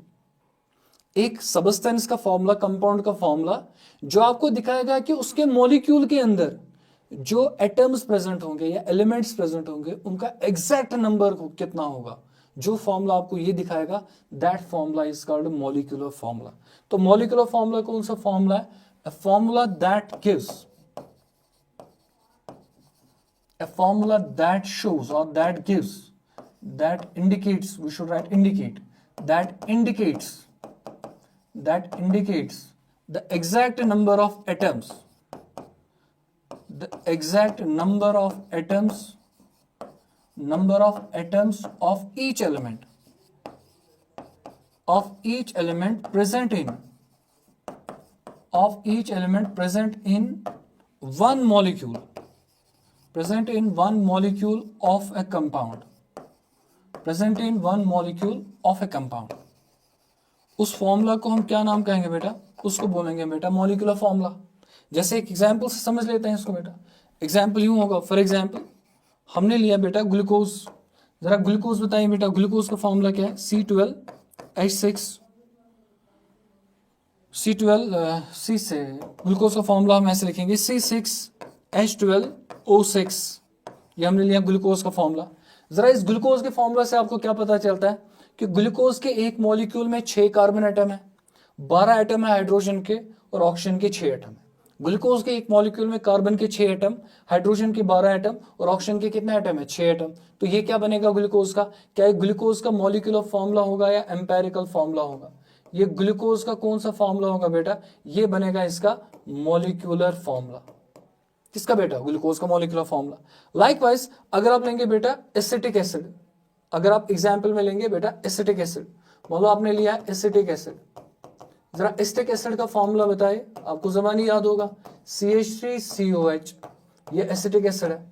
तो ये एसिटिक एसिड का फॉर्मूला आपको क्या दिखाता है कि एसिटिक एसिड के मॉलिक्यूल में, एक मॉलिक्यूल में कार्बन के कितने एटम है, हाइड्रोजन के कितने एटम है और ऑक्सीजन के कितने एटम है? जरा बताओ, कार्बन के कितने एटम है सर? 2 एटम होंगे। हाइड्रोजन के कितने एटम है? 3 + 1 कितने हो गए? 4 एटम। ऑक्सीजन के कितने एटम है? 2 एटम है। लाइकवाइज मैं ले सकता हूं बेटा बेंजीन, बेंजीन में लूंगा C6H6। बताओ क्या कहता है बेटा ये, कि बेंजीन के एक मॉलिक्यूल में 6 एटम ऑफ कार्बन होंगे और 6 एटम ऑफ हाइड्रोजन होंगे। लाइकवाइज हम ले सकते हैं वाटर बेटा, वाटर का फॉर्मूला क्या लिखेंगे बेटा? H2। जरा बताइए वाटर का फॉर्मूला H2। H2 का मतलब क्या? वाटर के एक मॉलिक्यूल में 2 हाइड्रोजन के एटम होते हैं और ऑक्सीजन का एक एटम होता है। तो ये फॉर्मूला जो होता है इसको हम नाम कहते हैं बेटा मॉलिक्यूलर फॉर्मूला। और इसी मॉलिक्यूलर फॉर्मूला को अगर हम मास निकालेंगे उसको बोलेंगे हम मॉलिक्यूलर फॉर्मूला मास, या सिंपली मॉलिक्यूलर मास को बोलेंगे। मॉलिक्यूलर फॉर्मूला जो भी निकलेगा उसका अगर हम मास निकालेंगे उस मास को बोलेंगे मॉलिक्यूलर मास। जरा इसका ग्लूकोज का मॉलिक्यूलर मास कितना होता है बेटा? 180। एसिटिक एसिड का मॉलिक्यूलर मास कितना होता है बेटा? 60 होता है। लाइकवाइज बेंजीन का मास कितना होता है? 78। वाटर का मॉलिक्यूलर मास कितना होता है? 18 होता है। तो ये मॉलिक्यूलर मास अपने अपने निकलेंगे। तो हमें पहले डिफाइन करना था मॉलिक्यूलर फॉर्मूला क्या होगा, हमने डिफाइन कर लिया, एग्जाम्पल भी बताया। अब कौन सा फॉर्मूला बेटा? दूसरा एम्पेरिकल फॉर्मूला। देखिए एम्पेरिकल फॉर्मूला किसको कहते हैं? एम्पेरिकल फॉर्मूला कौन सा फॉर्मूला बेटा हमारा? Empirical formula. तो देखो एम्पेरिकल फॉर्मूला क्या कहता है, एक ऐसा फॉर्मूला जो आपको एक कंपाउंड के अंदर जो एलिमेंट्स प्रेजेंट होंगे उनका सिंपलेस्ट होल नंबर रेशो देगा। जो फॉर्मूला आपको एक कंपाउंड के अंदर जो एलिमेंट्स प्रेजेंट होंगे या जो एटम्स प्रेजेंट होंगे उन एटम्स का सिंपलेस्ट होल नंबर रेशो देगा, उस फॉर्मूला को हम नाम कहते हैं बेटा एम्पेरिकल फॉर्मूला। तो क्या लिखेंगे एम्पेरिकल फॉर्मूला को, इसको कैसे डिफाइन करेंगे? A formula that indicates A formula that indicates, क्या दिखाएगा बेटा? That indicates the simplest whole number ratio. That indicates the simplest whole number ratio. Whole number ratio of atoms of each element. Of atoms of each element, a formula that indicates the simplest whole number ratio of atoms of each element in one molecule of a substance.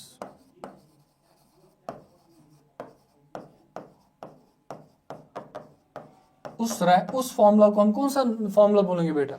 उसको बोलेंगे हम बेटा empirical formula. तो molecular और empirical formula basic definition फर्क ये है कि मॉलिक्यूलर फॉर्मूला एग्जैक्ट नंबर दिखाता है और एम्पेरिकल फॉर्मूला एक सिंपल होल नंबर रेशियो दिखाता है। जरा एक एग्जांपल से इसको सप्लीमेंट करते हैं, देखिए नजर बेटा क्या। मैं एग्जांपल ले रहा हूं बेटा, ग्लूकोज का एक फॉर्मूला लेंगे, ग्लूकोज लेंगे हम, ग्लूकोज हमने ले लिया बेटा।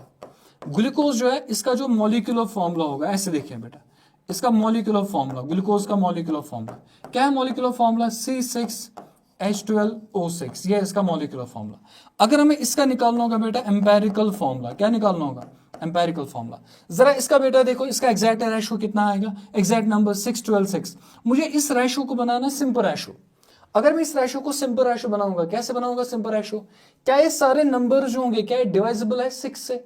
इनमें से छोटा नंबर कौन है? 6 12 और 6 में से 6 इज द स्मॉलेस्ट नंबर, और ये तीनों जो है दे आर डिवाइजिबल बाय 6।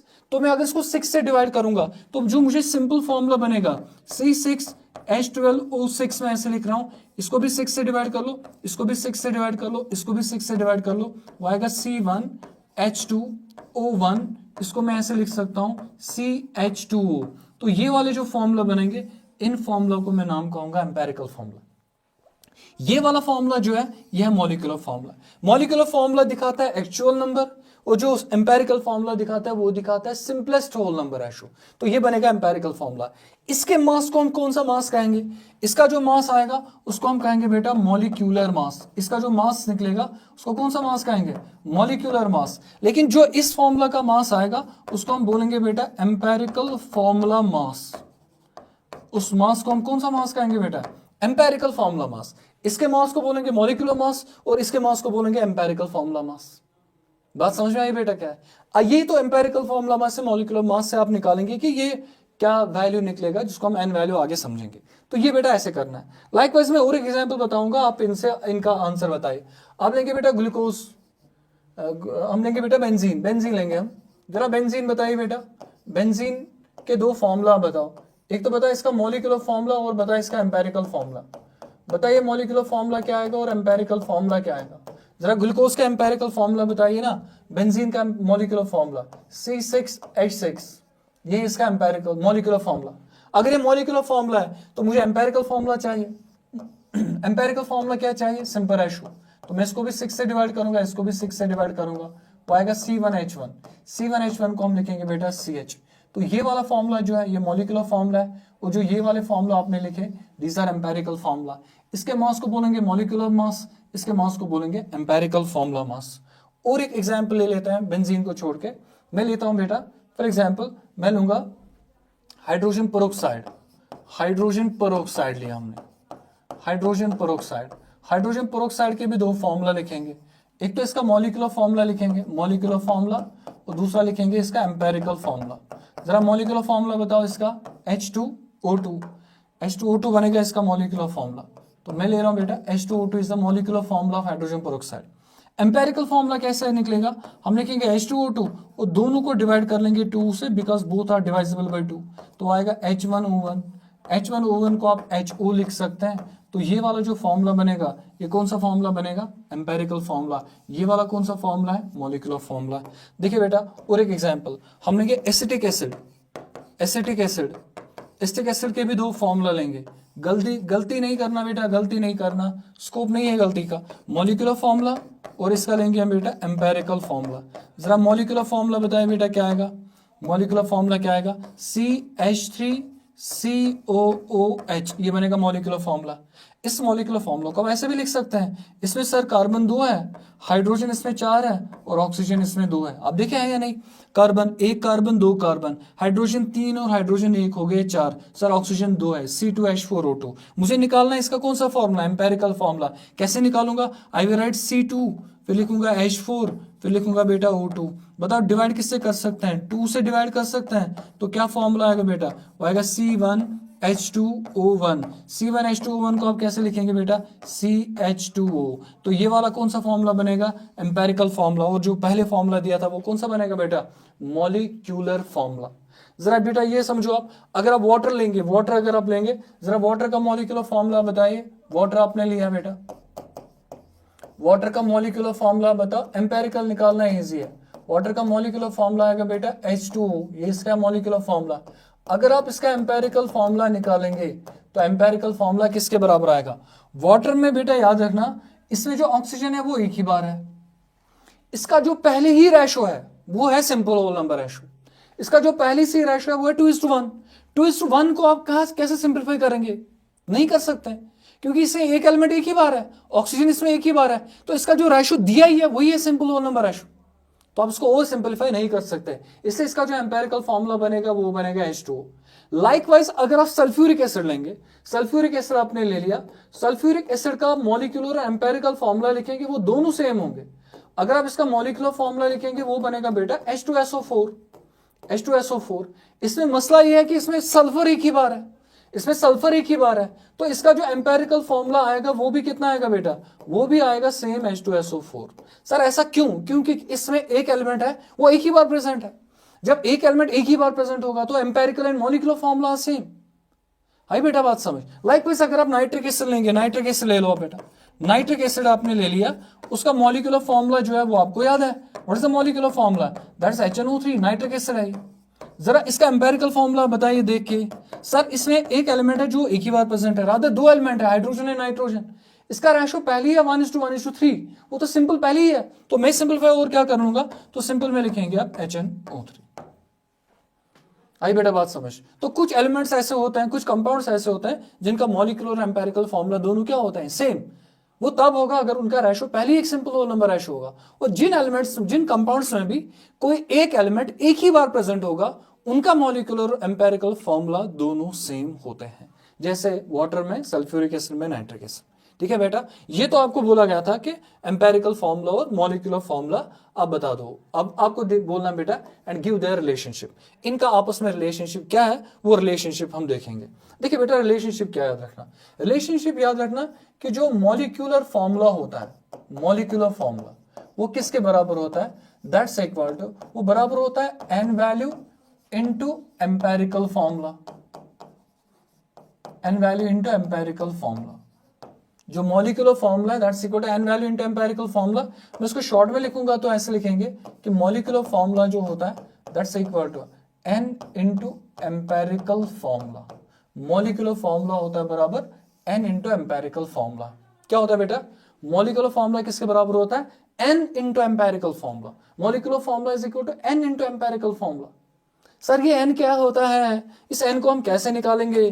सर मैंने तो पहले भी पढ़ा है लेकिन मुझे कभी नहीं आया है. तो निकालना कैसे n वो याद रखेंगे. n होता है बराबर मॉलिक्यूलर मास. मॉलिक्यूलर मास कितना आएगा? डिवाइड करना बेटा एम्पेरिकल फॉर्मूला मास. क्या करना बेटा? n वैल्यू कैसे निकालते हैं? मॉलिक्यूलर मास कितना होगा डिवाइड करना है कौन सा मास? एम्पेरिकल फॉर्मूला मास. तो सिंपल आंसर है. सर मॉलिक्यूलर मास मुझे पता होगा, मैं निकालूंगा एम्पेरिकल फॉर्मूला मास. तो सिंपल में n वैल्यू आप निकाल सकते हैं मॉलिक्यूलर मास और एम्पेरिकल फॉर्मूला मास. मॉलिक्यूलर मास हम निकाल लेंगे, एम्पेरिकल मॉलिक्यूलर मास जो होगा वो भी निकाला होगा तो क्वेश्चन में दिया होगा. एम्पेरिकल फॉर्मूला मास हम निकालेंगे तो जब हमें दोनों वैल्यू पता चलेंगे हमें n पता चलेगा. n किसको मल्टीप्लाई करना है? n मल्टीप्लाई करना है एम्पेरिकल फॉर्मूला को. आंसर कौन सा फॉर्मूला आएगा? Molecular formula. सर अब मसला ये है कि सर एम्पेरिकल फॉर्मूला कैसे निकालेंगे, फिर मॉलिक्यूलर फॉर्मूला कैसे निकलेगा. तो पहले हम वही समझेंगे कि एम्पेरिकल फॉर्मूला कैसे निकालते हैं. तो नजर रखें एम्पेरिकल फॉर्मूला कैसे निकालते हैं. मैं सिंपल सा एक इक्वेशन बताऊंगा जो आपको बोर्ड एग्जाम में कहीं नहीं लिखना है लेकिन न्यूमेरिकल्स के लिए वो थोड़ा काम आएगा. जो क्वेश्चन याद रखना उस पर जरूर आएगा और करना कैसे वो याद रखना. हम निकालते हैं बेटा एक फॉर्मूला है उससे निकालते हैं relative number of moles of atoms. Relative number of moles of atoms. Moles of atoms. Relative number of moles of atoms वो होता है बराबर मास percent divide by atomic mass. Mass percent divide by atomic मास. ऐसा formula आपको कोई board exam में लिखना नहीं है लेकिन न्यूमेरिकल जब इस पे आएगा तो आपको ये करना पड़ेगा. तो क्या बेटा? Relative number of moles of atoms निकालने का फॉर्मूला है परसेंटेज डिवाइड बाय कौन सा मास? Atomic mass. सर ये परसेंटेज बाय एटॉमिक मास क्या होता है मैं आपको बेटा ये समझाऊंगा. हम जो नेक्स्ट सवाल करने वाले हैं उसमें हम यही निकालेंगे एम्पेरिकल फॉर्मूला मॉलिक्यूलर फॉर्मूला कैसे निकालेंगे वो आप बेटा समझ लो कैसे करना है. ठहरे बेटा. देखो बेटा क्या है, हमें क्या लिखा है? Derive empirical formula of iron oxide if it contains iron 70% और उसके बाद लिखा है बेटा iron 70% and oxygen 30%. Iron oxide का हमें एम्पेरिकल फॉर्मूला निकालना है. हमें एम्पेरिकल फॉर्मूला पता ही नहीं है कि क्या है इस आयरन ऑक्साइड का लेकिन हमें निकालना है. अब एम्पेरिकल फॉर्मूला के लिए हमें क्या दिया? हमें उसके लिए दिया है डेटा ये वाला. देखिए क्या हमें लिखा है इसमें आयरन कितना परसेंट है और ऑक्सीजन कितना परसेंट है. तो इस डेटा को मैं नाम कहूंगा बेटा ये है परसेंटेज कंपोजिशन. क्या दिया बेटा? तो आपको एक आयरन ऑक्साइड का परसेंटेज कंपोजिशन दिया है. मैं परसेंटेज कंपोजिशन डेटा को यूज करके निकालूंगा बेटा एम्पेरिकल फॉर्मूला. क्या यूज करके बेटा? परसेंटेज कंपोजिशन डेटा को यूज करूंगा और फॉर्मूला कौन सा निकालूंगा? Empirical formula. तो मुझे जो एम्पेरिकल फॉर्मूला चाहिए, अगर मुझे एम्पेरिकल फॉर्मूला के बाद और पूछा होता है कि मॉलिक्यूलर फॉर्मूला बताओ तो मैं इसके लिए क्या करता है? इसको मल्टीप्लाई करता है n से. एम्पेरिकल फॉर्मूला को n से मल्टीप्लाई करता और मॉलिक्यूलर फॉर्मूला निकालता. अब परसेंटेज कंपोजिशन दिया तो हम एम्पेरिकल फॉर्मूला निकालेंगे. और एम्पेरिकल फॉर्मूला कैसे निकालना है? एम्पेरिकल फॉर्मूला में कौन सा रेशो होता है भूल गए? Simplest whole number ratio. देखो कैसे निकालेंगे एम्पेरिकल फॉर्मूला. नजर रखे कौन कौन एलिमेंट दिया बेटा? एक तो आयरन दिया और आपको ऑक्सीजन दिया हुआ. मैंने दो एलिमेंट लिखे आयरन एंड ऑक्सीजन. आप क्या करेंगे? आयरन के यहां पे लिखेंगे बेटा परसेंटेज और डिवाइड करेंगे इसका एटॉमिक मास, आयरन का एटॉमिक मास. ऑक्सीजन का यहां पे परसेंटेज लिखेंगे और डिवाइड करेंगे बेटा इसका कौन सा मास? एटॉमिक मास. आप डिवाइड करेंगे. याद रहेगा बेटा क्या करना है? Percentage atomic mass, percentage atomic mass. तो मैं यहाँ पे आयरन लूंगा. इससे आपको खुद अपने आप आपको कुछ भी नहीं करना है, आपको डायरेक्टली आंसर मिलेगा. बस ऐसे करना है. आयरन का परसेंटेज एटॉमिक मास और ऑक्सीजन का परसेंटेज एटॉमिक मास. जरा आयरन का परसेंटेज बताइए कितना है बेटा? आयरन का परसेंटेज कितना है? 70% दिया है कि नहीं? बता. एटॉमिक मास कितना दिया बेटा? एटॉमिक मास जो दिया आयरन का एटॉमिक मास होता है 56. होता है नहीं होता है? चलिए ऑक्सीजन पे जाए. ऑक्सीजन का परसेंटेज कितना दिया बेटा? 30% दिया. और ऑक्सीजन का जो एटॉमिक मास होता है वो कितना होता है? वो होता है 16. तो आयरन का एटॉमिक मास 56, ऑक्सीजन का 16. हम इसको थोड़ा सिंपलीफाई कर सकते हैं. जरा आप देखिए क्या ये 7 से दोनों कट होंगे, तो ये बनेगा 10 डिवाइड बाई 7, 8 और 56, 7, 8 और 56, 7, 10 और 70, तो हो गया 10/8। जरा ऑक्सीजन बताइए कितना आएगा बेटा, 30/16, तो आएगा 15/8, तो ये आएगा बेटा 15 डिवाइड बाई 8। बिल्कुल सिंपल। अब टेक्स्ट बुक वाला तरीका बिल्कुल नहीं करना, सिंपल ऐसे करना बेटा। तो 10/8 आ गया, 15/8 आ गया, दोनों को डिनोमिनेटर में क्या है बेटा 8, अगर दोनों जगह डिनोमिनेटर में 8 होगा तो ये 8 और ये 8 कटेगा। बताओ क्या रह गया हमारा फॉर्मूला, हमारा जो फॉर्मूला रह गया वो ये रह गया, क्या Fe जो है वो 10 आ गया, और जो ऑक्सीजन हो गया वो 15 आ गया। Fe 10 आ गया, ऑक्सीजन 15 आ गया, क्योंकि 8 तो कटेगा। आप ये भी कर सकते थे 10 इंटू 8 हो गया 180, या 15 इंटू 8 आप ऐसे भी मल्टीप्लाई कर सकते हैं, लेकिन ये कटेंगे तो डिवाइड है तो कट जाएंगे। ठीक है बेटा, तो Fe10 ऑक्सीजन 15, जरा Fe10 और ऑक्सीजन 15 बताओ क्या ये दोनों डिवाइजेबल है? हाँ, किससे डिवाइजेबल है? 5 से। तो अगर मैं इनको 5 से डिवाइड करूंगा तो बताओ बेटा Fe कितना बनेगा, क्या ये Fe बनेगा ऐसे, Fe बनेगा 10/5 और ऑक्सीजन बनेगा 15/5, तो बता Fe 10/5 कितना हो गया, Fe 10/5 is equal to 2, oxygen बताओ 15/5, 15/5 हमें यहाँ पे लिखना है, 15 नहीं 15/5, 15/5 कितना होगा 3। तो ये जो हमारा फॉर्मूला बन गया, this would be the empirical formula of the iron oxide. तो आयरन ऑक्साइड का ये आएगा एम्पेरिकल फॉर्मूला, Fe2O3 आएगा इसका एम्पेरिकल फॉर्मूला। बात समझ में आई क्या करना, बिल्कुल सिंपल तरीका है। क्या आप परसेंटेज लिख दो, एटॉमिक मास लिख दो, वही मैं बोल रहा था बेटा, परसेंटेज में atomic mass is related to number of moles of atoms, related to number of moles of atoms, percentage में एटॉमिक मास। अब देखो क्या देखा रहा, मैंने वही नहीं किया परसेंटेज में एटॉमिक मास, इसका मतलब है आयरन के अगर 2 मोल होंगे आयरन के, ऑक्सीजन एटम के 3 मोल होंगे, तो अगर ये 2 है ये 3 है, that is related to number of moles. आई बेटा बात समझ, तो ऐसे आगे सिंपल सा सवाल है, ऐसे कर लेना, इसको वैसे डिवाइड मत करना 70/50 से, ऐसे सिंपलीफाई करके इजिली आंसर आ जाएगा। ठीक है बेटा, तो ये हो गया हमारा एक सवाल। देखिए बेटा हमारा दूसरा सवाल क्या है, एक कंपाउंड कंटेंट्स, एक कंपाउंड है उसमें क्या क्या है बेटा, उसमें हाइड्रोजन है 4.07%, टेक्स्ट बुक का सवाल है, और कार्बन इतना है और क्लोरीन है 71.65%। इट्स मोलर मास, इसका मोलर मास दिया 98.96। What are its empirical and molecular formula, हमें एम्पेरिकल फॉर्मूला भी निकालना है और मॉलिक्यूलर फॉर्मूला भी निकालना है। सबसे पहली चीज हम क्या करेंगे, हम निकालेंगे इसका एम्पेरिकल फॉर्मूला, उसके बाद निकालेंगे मॉलिक्यूलर फॉर्मूला। अब एम्पेरिकल फॉर्मूला कैसे निकालना है, अभी मैंने आपको वही मेथड समझाया कि एम्पेरिकल फॉर्मूला कैसे निकालना है। बहुत जल्दी जल्दी क्या क्या करना पड़ेगा, पहले मैं कार्बन ले लूंगा क्योंकि जचेगा, पहले कार्बन लेंगे फिर हाइड्रोजन लेंगे फिर क्लोरीन लेंगे, तो मैं कार्बन ले रहा हूं, कार्बन लिया बेटा, यहाँ पे हाइड्रोजन ले लिया और क्लोरीन ले लिया, मैंने Cl ले लिया। बताओ कार्बन का परसेंटेज कितना है 20.27, कार्बन का एटॉमिक मास कितना है बेटा, कार्बन का एटॉमिक मास 12 है या नहीं है, तो अगर कार्बन का एटॉमिक मास 12 है तो ये वैल्यू कितना दी है 24, तो 24.27 में यहां पे लिखूंगा 24.27। हाइड्रोजन का परसेंटेज कितना दिया 4.07, या मैं इसको एक बार लिख लेता हूं ऐसे, जैसे आपको भी हमने इससे पहले वाले सवाल में समझाया था। देखो बेटा क्या है, तो मैं यहां पे लिखूंगा कार्बन का कितना परसेंटेज होगा, डिवाइड करूंगा इसका एटॉमिक मास, यहाँ पे हाइड्रोजन का परसेंटेज और डिवाइड बाय इसका एटॉमिक मास, यहाँ पे क्लोरीन का परसेंटेज और डिवाइड करेंगे इसका भी कौन सा मास, एटॉमिक मास। जरा आप पहले बताइए बेटा, बताओ पहले कार्बन का परसेंटेज कितना है, कार्बन का परसेंटेज 24.27 और डिवाइड करेंगे इसको 12 से, 12 क्या है इसका एटॉमिक मास। हाइड्रोजन का परसेंटेज कितना दिया 4.07 और डिवाइड कर लेंगे 1। क्लोरीन का एटॉमिक मास परसेंटेज कितना दिया 71.65 डिवाइड करेंगे इसका एटॉमिक मास जो क्या है 35.5 के बराबर।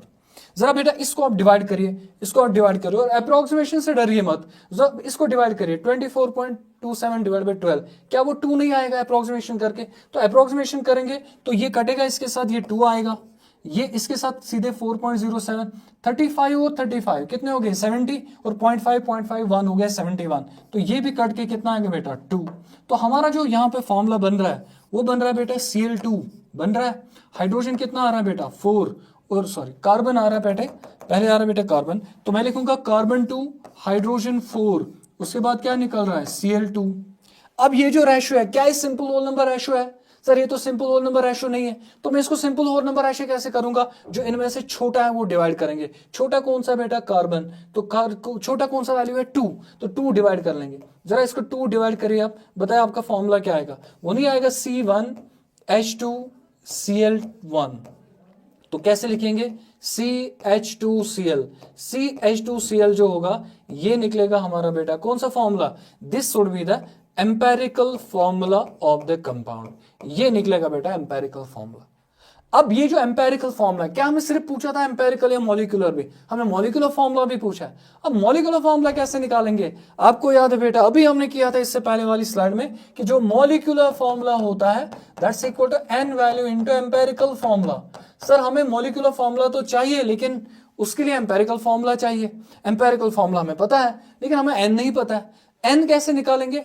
एन के लिए मैंने क्या रूल बोला था सर, एन तो निकालते हैं कौन सा mass, molecular mass divide by empirical formula मास।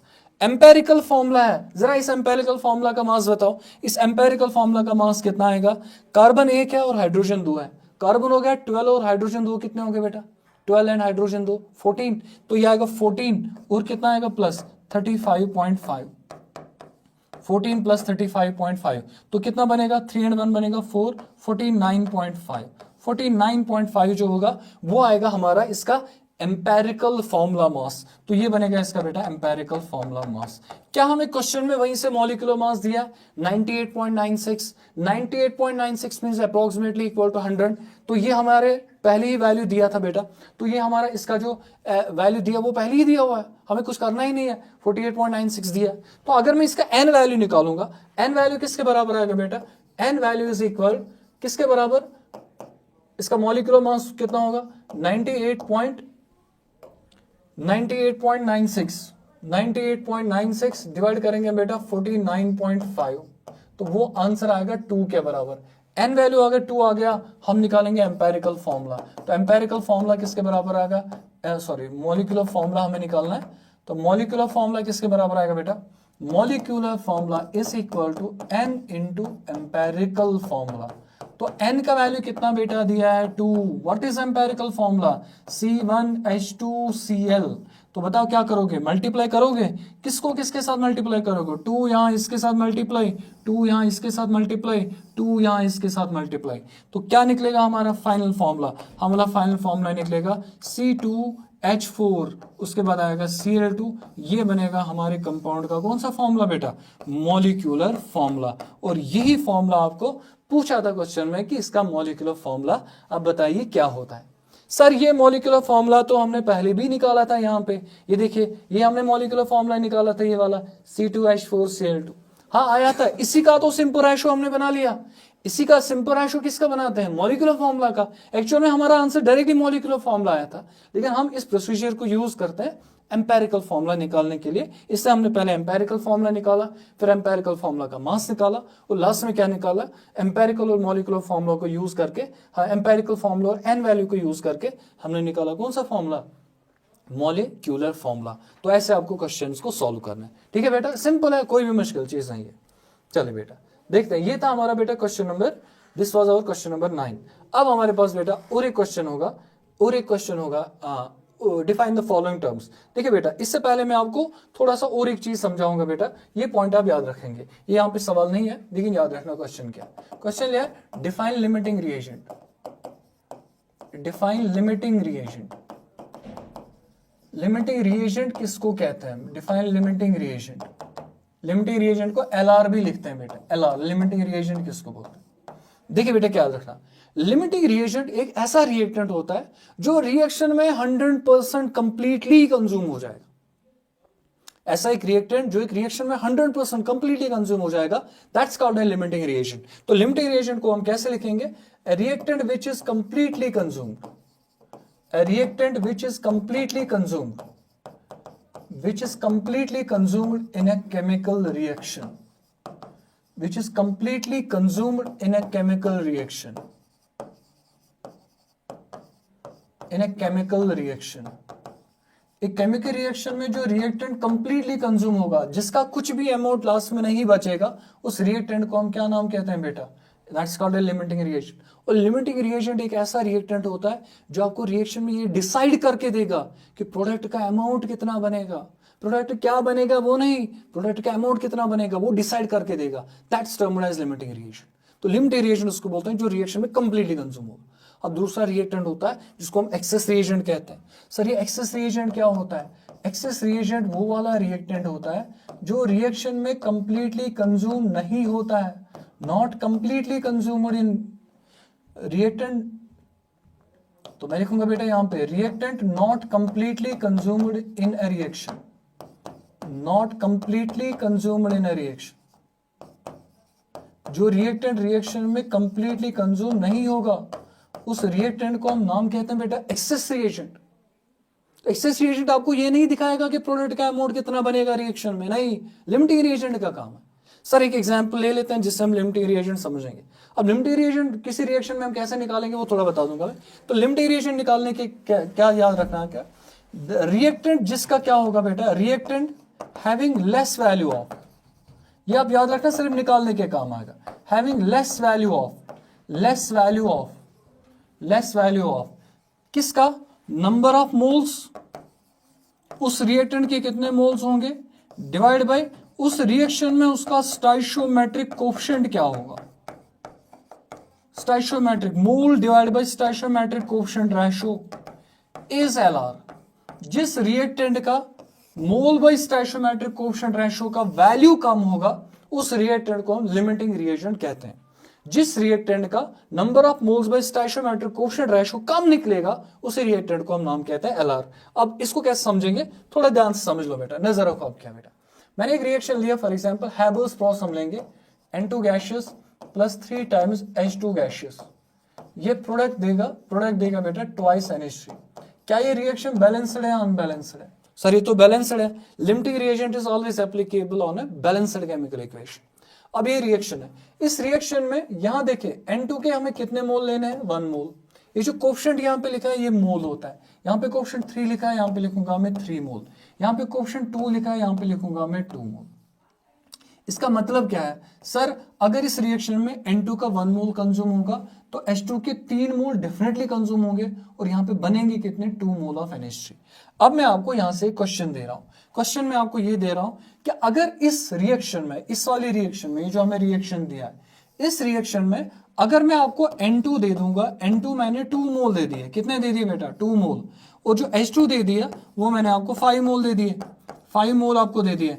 आपको बताना है इन दो में से LR कौन है और उन दोनों में से ER कौन है। आपको यहाँ N2 के 2 मोल दिए और H2 के कितने दिए, 5 मोल। आपको बताना है कि आइडेंटिफाई LR, LR बताओ इनमें से कौन होगा, आइडेंटिफाई कर लो LR कौन है। तो N2 के लिए आप क्या करोगे, इसका निकालोगे आप मोल by stoichiometric coefficient ratio. N2 के कितने मोल दिए हैं, 2, इसका स्टाइशियोमेट्रिक कोफिशिएंट कितना है, 1, 2 बाय 1 is 2, तो लिख दिया मैंने 2 वैल्यू। जरा इसका मोल बाय स्टाइशियोमेट्रिक कोफिशिएंट निकालो, मोल कितना है बेटा 5 और इसका स्टाइशियोमेट्रिक कोफिशिएंट कितना है 3, तो 5/3 कितना हो गया बेटा, 3/3 हो गया 1, 2/3 हो गया 0.66, तो ये कितना आएगा बेटा 1.66। तो बता बेटा इन दोनों में से मोल बाय स्टाइशियोमेट्रिक कोफिशिएंट रेशियो किसका काम है, वो तो H2 का काम है। तो अगर H2 का काम है तो मैं इस वाले रिएक्टेंट को बोलूंगा बेटा LR और इस वाले रिएक्टेंट का वैल्यू ज्यादा है, इसको मैं बोलूंगा बेटा ER। सो H2 जो होगा, H2 बनेगा हमारा लिमिटिंग रिएजेंट।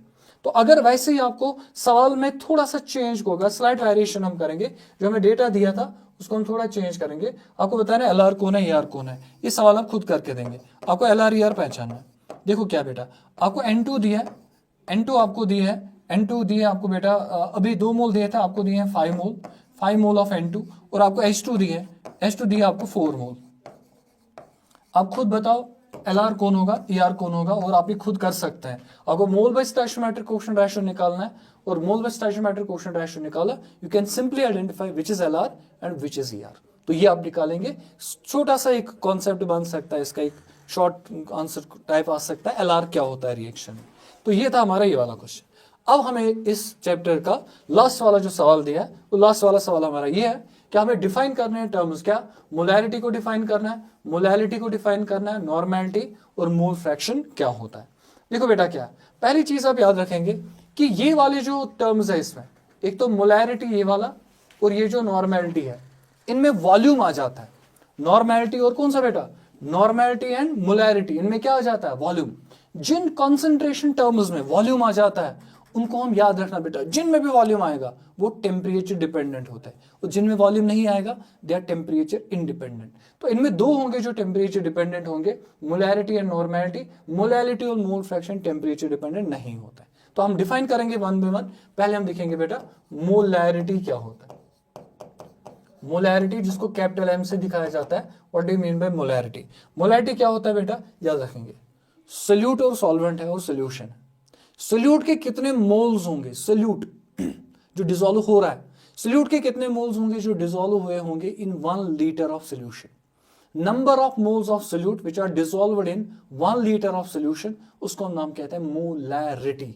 तो क्या लिखेंगे हम define, it is the number of moles, it is the number of moles of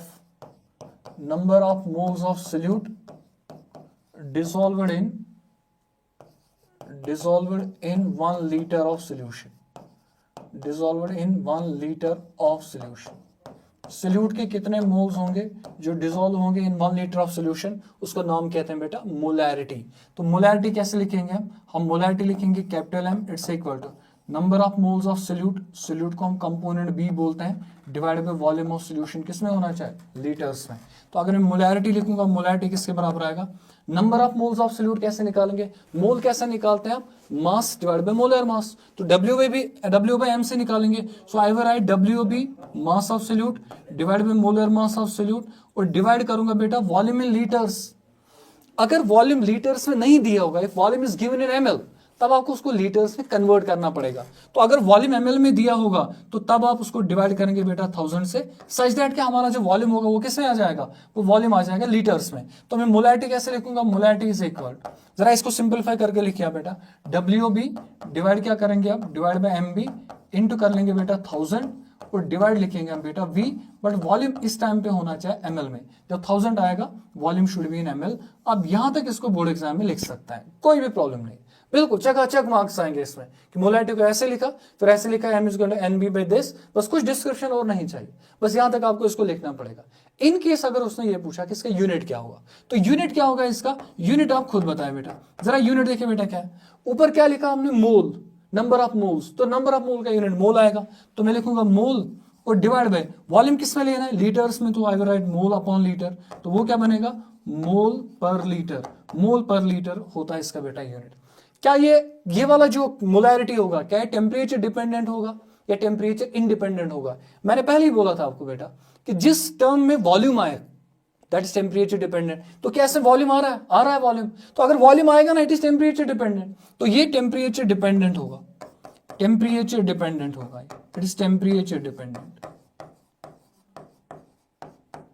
यहां तक आप इसको बोर्ड एग्जाम में लिख सकते हैं। आपको अपने अगर 1 मार्क्स का सवाल आएगा वो आ जाएंगे, और अगर 2-3 मार्क्स के सवाल आएंगे तो तभी एक साथ आएंगे, तो एक साथ आएंगे, हर एक को फिर भी एक ही मार्क्स होगा। ठीक है बेटा, तो ये मत चिंता करना कि सर आपने इतना ही पढ़ा दिया मोलैरिटी में। मोलैरिटी है बहुत लंबा खासा टॉपिक, पढ़ा भी होगा कुछ स्टूडेंट से, लेकिन बोर्ड एग्जाम के लिए हमें वो चीज नहीं चाहिए। तो यहां तक आप बेटा याद रखेंगे। ये तो हो गया कौन सा टर्म बेटा, मोलैरिटी। अब हमारा जो दूसरा टर्म इसमें लिखा है that is molality.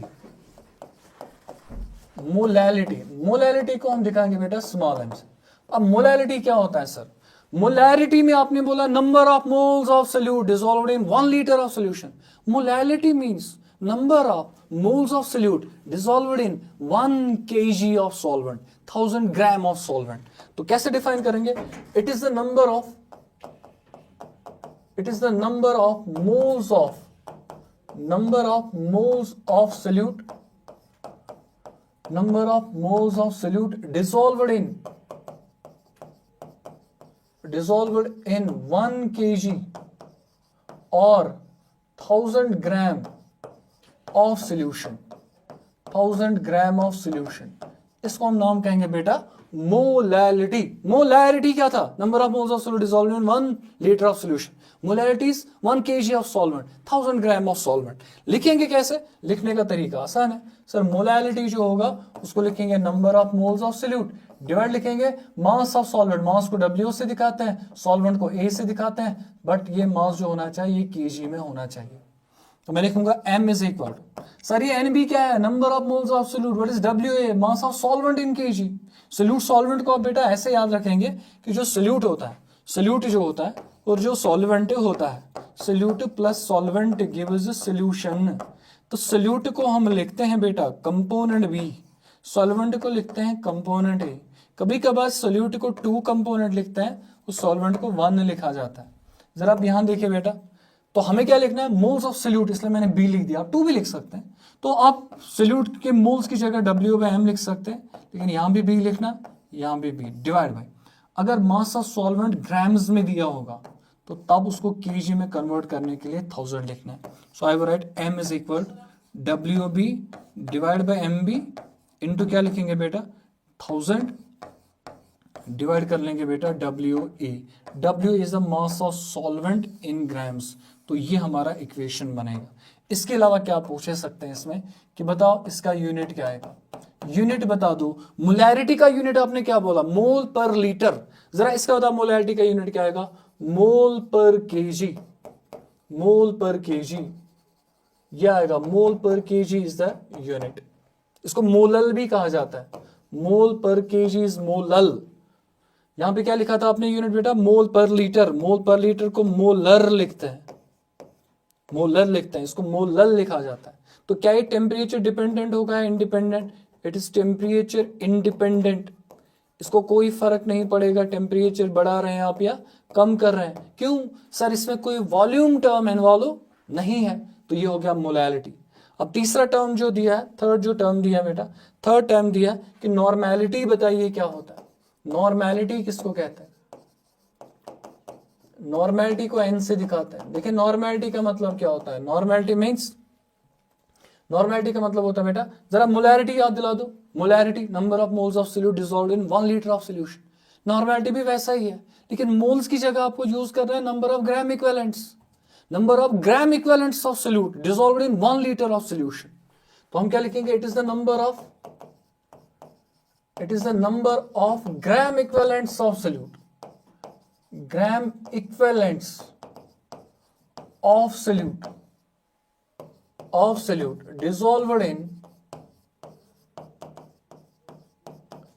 dissolved in किसमें बेटा, 1 लीटर ऑफ सोल्यूशन। मोलैरिटी और नॉर्मेलिटी एक तरीके से सेम है, बट फर्क इतना है, वहां पे आप नंबर ऑफ मोल्स लिख रहे थे, यहां पे आपको नंबर ऑफ ग्राम इक्विवेलेंट्स लिखे हैं।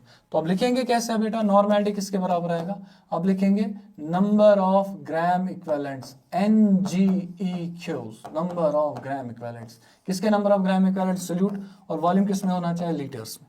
सर नॉर्मेलिटी कैसे लिखेंगे, फिर नंबर ऑफ मोल्स कैसे लिखते हैं बेटा, number of moles N is equal, उसके लिए फॉर्मूला है W/M, N होगा W/M। लेकिन अगर आपको निकालने होंगे नंबर ऑफ ग्राम इक्विवेलेंट्स, तो जो फॉर्मूला होगा वो लिखेंगे W divide by E। M है molar, E is equivalent mass, molar mass equivalent mass, molar mass equivalent mass, ये W दोनों जगह सेम है, मास इन ग्राम, मास इन ग्राम। लेकिन जब मोल निकालोगे तो मोलर मास डिवाइड करोगे, जब इक्विवेलेंट्स निकालोगे तो इक्विवेलेंट मास डिवाइड करोगे। तो अगर मुझे नंबर ऑफ ग्राम इक्विवेलेंट चाहे, मैं लिखूंगा WB डिवाइड बाई, अगर मोल निकालते तो मोलर मास लिखते हैं, लेकिन मैं इक्विवेलेंट निकाल रहा हूं तो मैं इक्विवेलेंट मास लिखूंगा EB, डिवाइड क्या करूंगा, वॉल्यूम, वॉल्यूम अगर ml में होगा तो डिवाइड करूंगा बेटा 1000। कैसे लिखूंगा, नॉर्मेलिटी किसके बराबर होगा, normality is equal WB divide क्या कर लेंगे बेटा EB इनटू लिखेंगे 1000, डिवाइड क्या कर लेंगे बेटा, जल्दी बताओ, डिवाइड आएगा वॉल्यूम, बट वॉल्यूम होना चाहिए ml में। यहां तक आपको इसको बोर्ड एग्जाम में लिखना पड़ेगा। जरा बेटा ये बताइए इसका यूनिट क्या आएगा, यूनिट क्या आएगा, यूनिट आएगा बेटा ग्राम इक्विवेलेंट्स पर लीटर। इससे पहले आया था number of moles per litre, यहां पे क्या लिखना बेटा, ग्राम इक्विवेलेंट्स पर लीटर। ग्राम इक्विवेलेंट्स पर लीटर को नॉर्मल कहते हैं। तो इसका यूनिट क्या आएगा, यूनिट आएगा बेटा, यूनिट तो बोला, क्या ये टेम्परेचर डिपेंडेंट होगा या temperature independent, its temperature dependent, ये टेम्परेचर डिपेंडेंट होगा क्योंकि इसमें वॉल्यूम टर्म आएगा। टेम्परेचर बढ़ाने से मोलैरिटी और नॉर्मेलिटी का वैल्यू कम हो जाएगा, डिक्रीज हो जाएगा, ठीक है बेटा। तो ये तो हो गया नॉर्मेलिटी। अब इसके बाद लास्ट वाला एक टर्म था, लास्ट वाला टर्म देखिए बेटा, लास्ट वाला एक टर्म था कि मोल फ्रैक्शन बताओ क्या होता है, मोल फ्रैक्शन क्या होता है। अगर ऐसा सवाल आएगा तो मोल फ्रैक्शन को हम कैसे निकालेंगे, काई से रिप्रेजेंट, मोल फ्रैक्शन क्या होता है। मोल फ्रैक्शन का मतलब ये होता है कि आपके पास एक सोल्यूशन है, उसमें सोल्यूट भी और सॉल्वेंट भी, सोल्यूट के भी मोल्स है, सॉल्वेंट के भी मोल्स है। तो आपको क्या निकालना है, moles of A component divide करना है टोटल मोल्स। किसी भी कंपोनेंट के मोल्स ले लो, डिवाइड करो total moles of the solution, आपको जो वैल्यू मिलेगा उस वैल्यू को बोलेंगे मोल फ्रैक्शन। तो कैसे डिफाइन करेंगे, it is the ratio of, it is the ratio of, It is the ratio of number of moles of a component to the total number of moles of solution. Total number of moles of solution to the total number of moles of solution. Solute के कितने moles होंगे, solvent के कितने moles होंगे, सब divide करने हैं. तो मैं लिखूंगा मोल fraction of component. Mole fraction of component, किसी भी कंपोनेंट का मोल फ्रैक्शन कैसे लिखना है उसको लिखेंगे काई से. तो मैं कैसे लिखूंगा, मोल्स ऑफ कंपोनेंट, कंपोनेंट के कितने मोल्स होंगे, जितने भी, चाहे सोल्यूट है, सॉल्वेंट है, एक कंपोनेंट है, बी कंपोनेंट है, सी कंपोनेंट है, और डिवाइड करेंगे उसको टोटल मोल्स से. जरा ऐसे समझ लेते हैं बेटा, टोटल मोल्स से. नजर रखो बेटा, क्या अगर मैं लिखूंगा फॉर एग्जांपल दैट इज, ऐसे लिखेंगे that is chi of A. What's chi of A? Mole fraction of A. Mole fraction of A is equal to moles of A divided by moles of A plus moles of B, मतलब total moles. अगर आपके पास दो component solution में, जिसको binary solution कहते हैं, उसमें दो कंपोनेंट है, component A, component B. Component A का मोल फ्रैक्शन किसके बराबर होगा, number of moles of A divide by total moles. तो वैसे करेंगे हम. या लाइकवाइज अगर आपको मोल फ्रैक्शन ऑफ बी निकालना होगा, mole fraction of B is number of moles of B divide क्या कर लेंगे, Na plus Nb total moles. अब इसका भी अपना वैल्यू आएगा, इसका भी अपना वैल्यू आएगा. जब दोनों का वैल्यू आ ही गया तो मैं निकालूंगा sum of mole fraction. Sum of mole fraction जो होगा किसी भी सोल्यूशन के लिए, सम ऑफ मोल फ्रैक्शन जो होता है दैट्स ऑलवेज इक्वल टू 1. इसका मतलब हुआ काई ए प्लस काई बी, जो आंसर आएगा दैट्स ऑलवेज इक्वल टू 1. किसी भी सोल्यूशन के लिए जो सम ऑफ मोल फ्रैक्शन होता है वो ऑलवेज 1 के बराबर होता है. सर क्या इसका कोई यूनिट होगा, बिल्कुल नहीं होगा. क्यों, यहां भी मोल, यहां भी मोल, मोल मोल कटेंगे. It has no units, it has no units. इसका कोई भी यूनिट नहीं होता है. सर क्या ये टेम्परेचर डिपेंडेंट है, इंडिपेंडेंट, टेम्परेचर इंडिपेंडेंट. सर क्यों है, क्योंकि इसमें वॉल्यूम नहीं आता है, इसमें मास आते हैं, मोल्स आते हैं, जिनको टेम्परेचर से कोई फर्क नहीं पड़ता है. तो ये टेम्परेचर इंडिपेंडेंट होगा और इसका कोई यूनिट नहीं होगा. It's a unitless quantity. ठीक है बेटा, तो ये याद रखेंगे आप. अब देखिए बेटा, क्या है, कुछ सवाल है जो आपको प्रीवियस ईयर में पूछे गए. आप इन सवालों को जरूर ट्राई करेंगे और खुद आंसर देने की कोशिश करेंगे. मैंने इन सवाल सबको डिस्कशन में लिया है और कुछ सवाल को मैं थोड़ा सा बता दूंगा क्या करना होगा.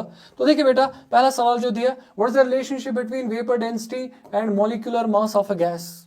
मॉलिक्यूलर मास और वेपर डेंसिटी में क्या रिलेशनशिप है, मैंने बताया था. खुद आंसर लिखना आएगा आपको, लिख लेना. What is the mass of 0.5 mole of water. ये भी मैंने ऐसे टाइप ऑफ क्वेश्चन दिखाया कि अगर आपको इतने मोल्स दिए जाएंगे, आपको पूछा जाएगा कि बताओ मास किसका कितना है, तो आप मास इजीली निकाल सकते हैं. व्हाट इज द मास, तो निकाल सकते हैं, ये भी निकालना है.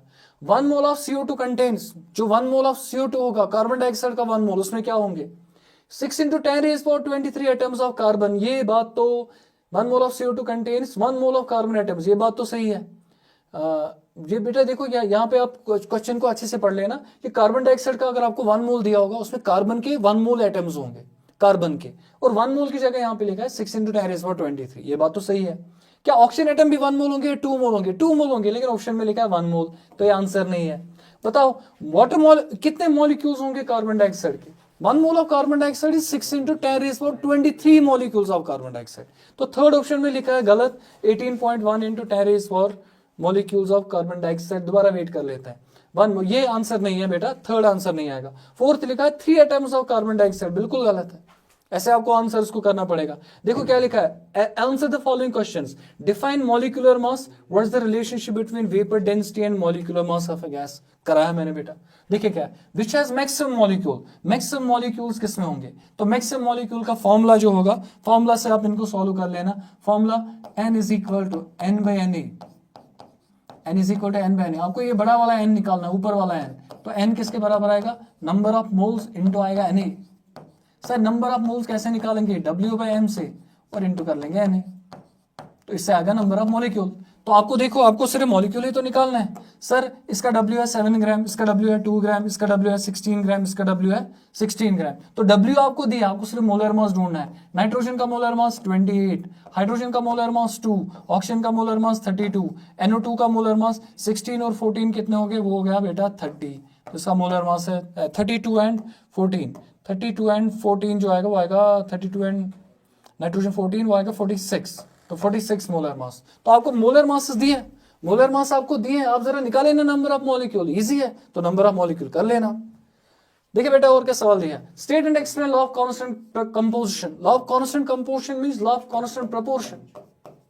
लॉ ऑफ कांस्टेंट प्रोपोर्शन करना आएगा, सही या साथ नो करना आएगा, नहीं आएगा बेटा, हाँ कमेंट में जरूर बताना आएगा या नहीं आएगा, और नहीं आया तो मैं जरूर दिखाऊंगा, और आई होप कि आपको खुद आएगा।